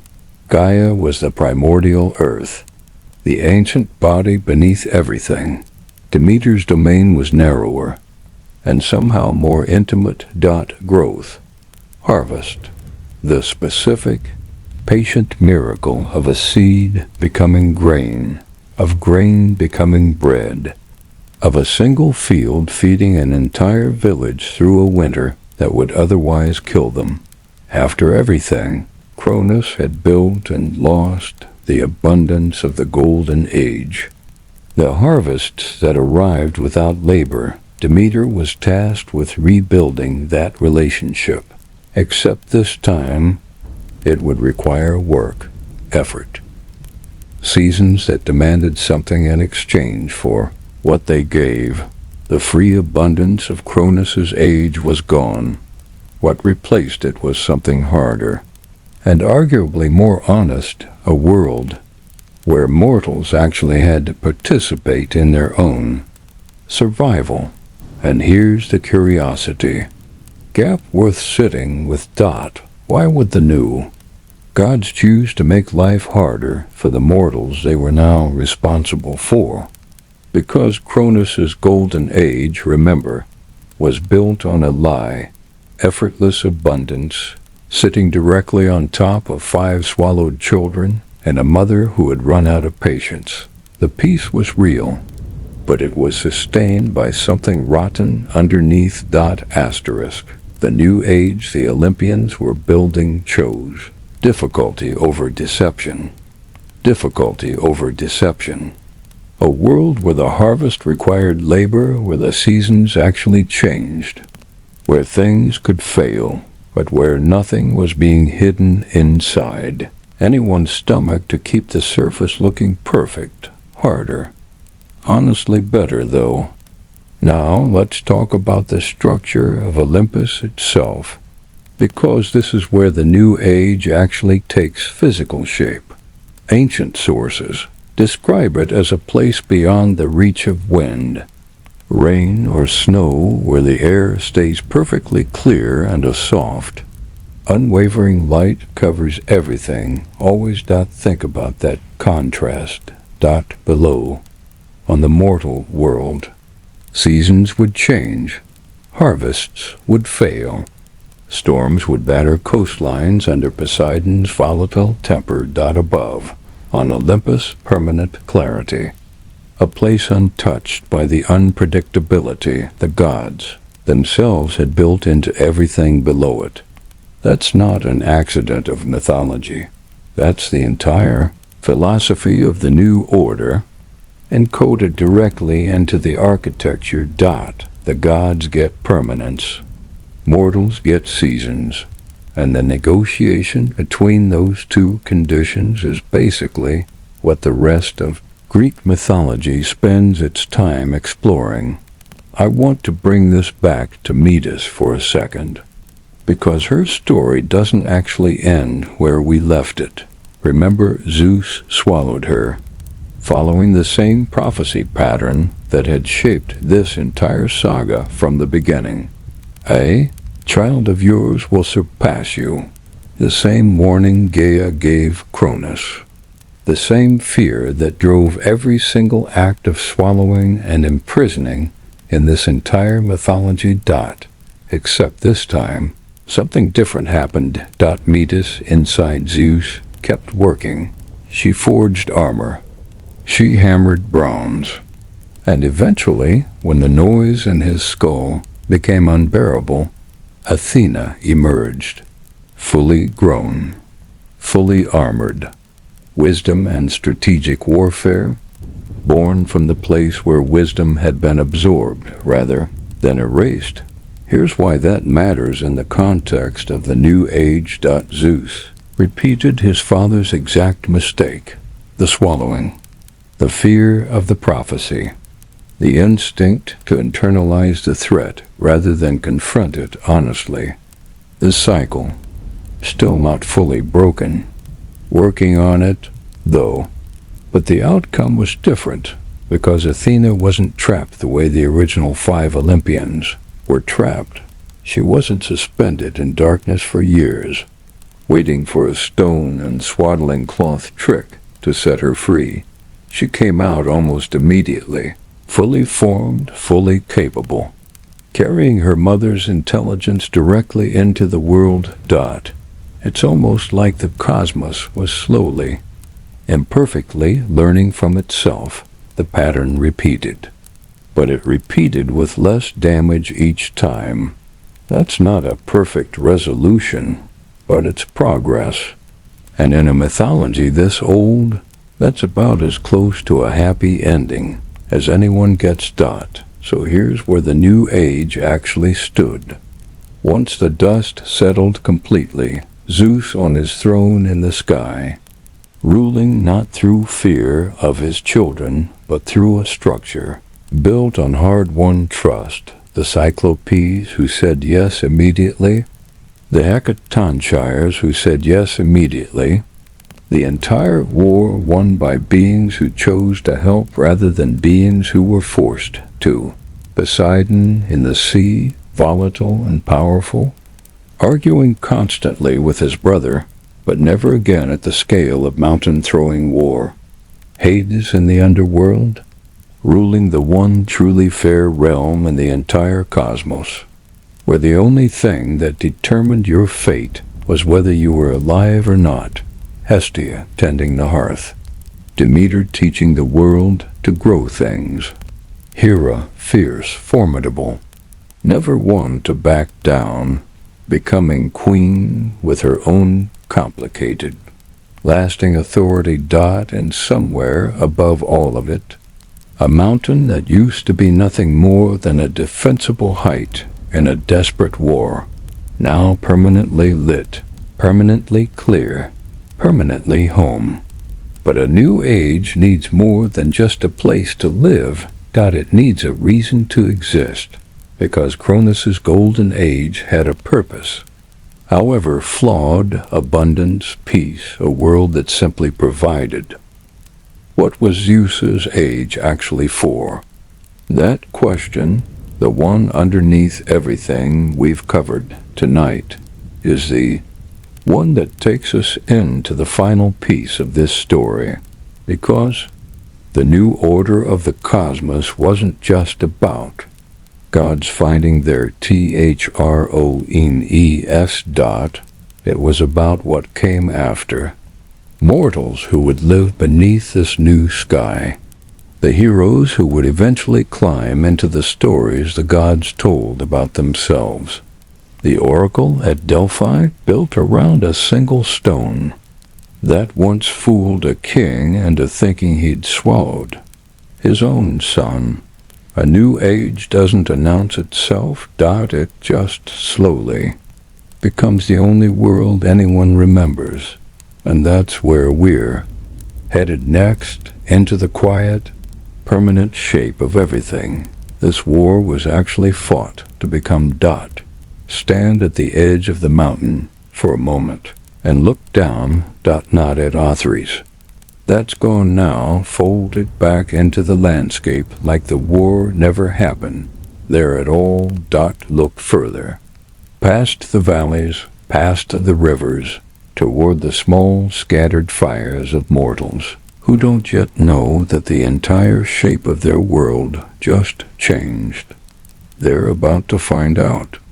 Let's talk about why mortals matter so much to this final stage of the story, because here's something easy to miss when you're following gods through a 10-year war. The entire point of the conflict, underneath the thunderbolts, the swallowed children, the mountains thrown like stones, was never really about the gods at all.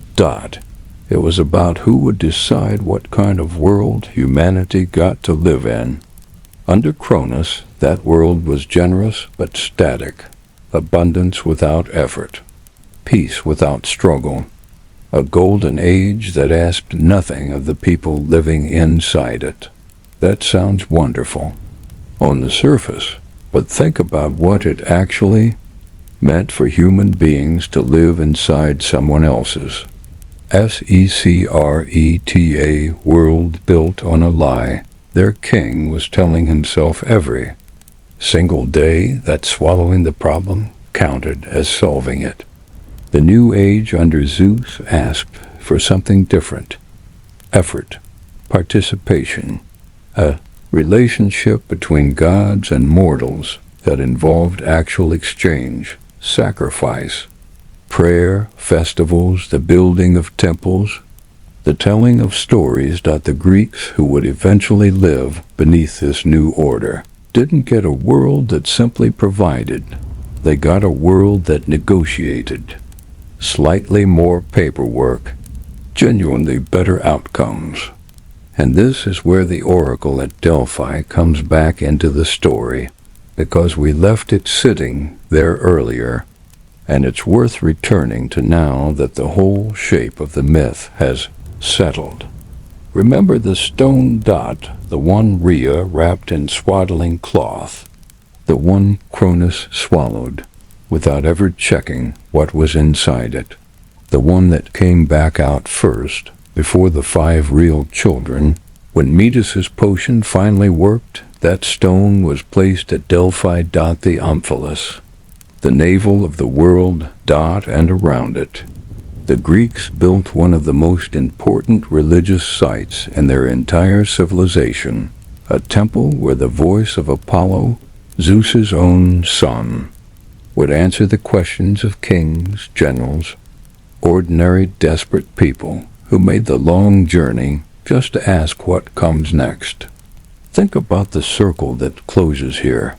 A lie that fooled a king, placed at the literal center of the world, guarded by a temple that mortals would travel to for centuries, seeking truth.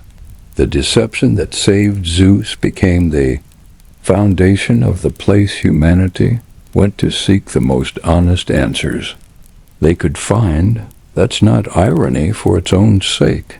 That's the entire mythology telling you something true about how the world actually works. The thing that starts as a trick can become, given enough time, something sacred. Now, let's talk about what actually defined this new age, once it had fully settled into place, because the Greeks didn't just inherit a new set of rulers, they inherited a new kind of story. Under the Titans, the cosmos had a single, dominant narrative order, established once, maintained through suppression. Under the Olympians, the cosmos became something far more layered. Heroes would rise and fall. Mortals would fall in love with gods and suffer for it. Cities would be founded, destroyed, rebuilt. Prophecies would be given, ignored, fulfilled anyway. The world stopped being static. It became a place where things actually happened, where the future wasn't simply provided the way it had been under Cronus, but earned, fought for, sometimes lost entirely through nothing more than bad luck or worse timing. I want to bring the running thread of this story all the way home now, because we've talked across every part of this about one repeating pattern: power that solves problems by erasing them, swallowing them, locking them away in the dark. Uranus did it. Cronus did it.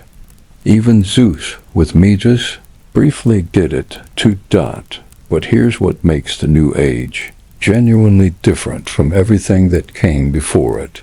The things that got freed, the Cyclopes, the Hecatonchires, weren't put back in the dark once they'd served their purpose. The Cyclopes kept forging for Zeus, honored craftsmen instead of feared prisoners. The Hecatonchires stayed at the gates of Tartarus, not as captives anymore, but as the most trusted guardians in the entire cosmos. For the first time in the entire long, repeating history of this family, the beings who were once locked away got to stay in the light. That's the actual birth of the new age. Not the mountain, not the golden palaces, not even the thrones themselves. It's the simple fact that this generation of gods, for all their flaws, and they had plenty, the disputes between Zeus and Poseidon would rumble on for the rest of mythology. Hades would stay distant for the rest of recorded time, chose, when given the choice to let the things they were afraid of exist in the open, to ask, instead of in prison, to trust, instead of swallow. And on the mountain itself, in those early days of the new age, something genuinely new was happening. 6 siblings, who had only ever known darkness or war or both, sitting together in permanent, unwavering light.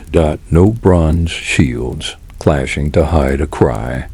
No emetic potion disguised as wine.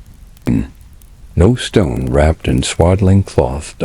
Just 6 gods. A hearth that never went out.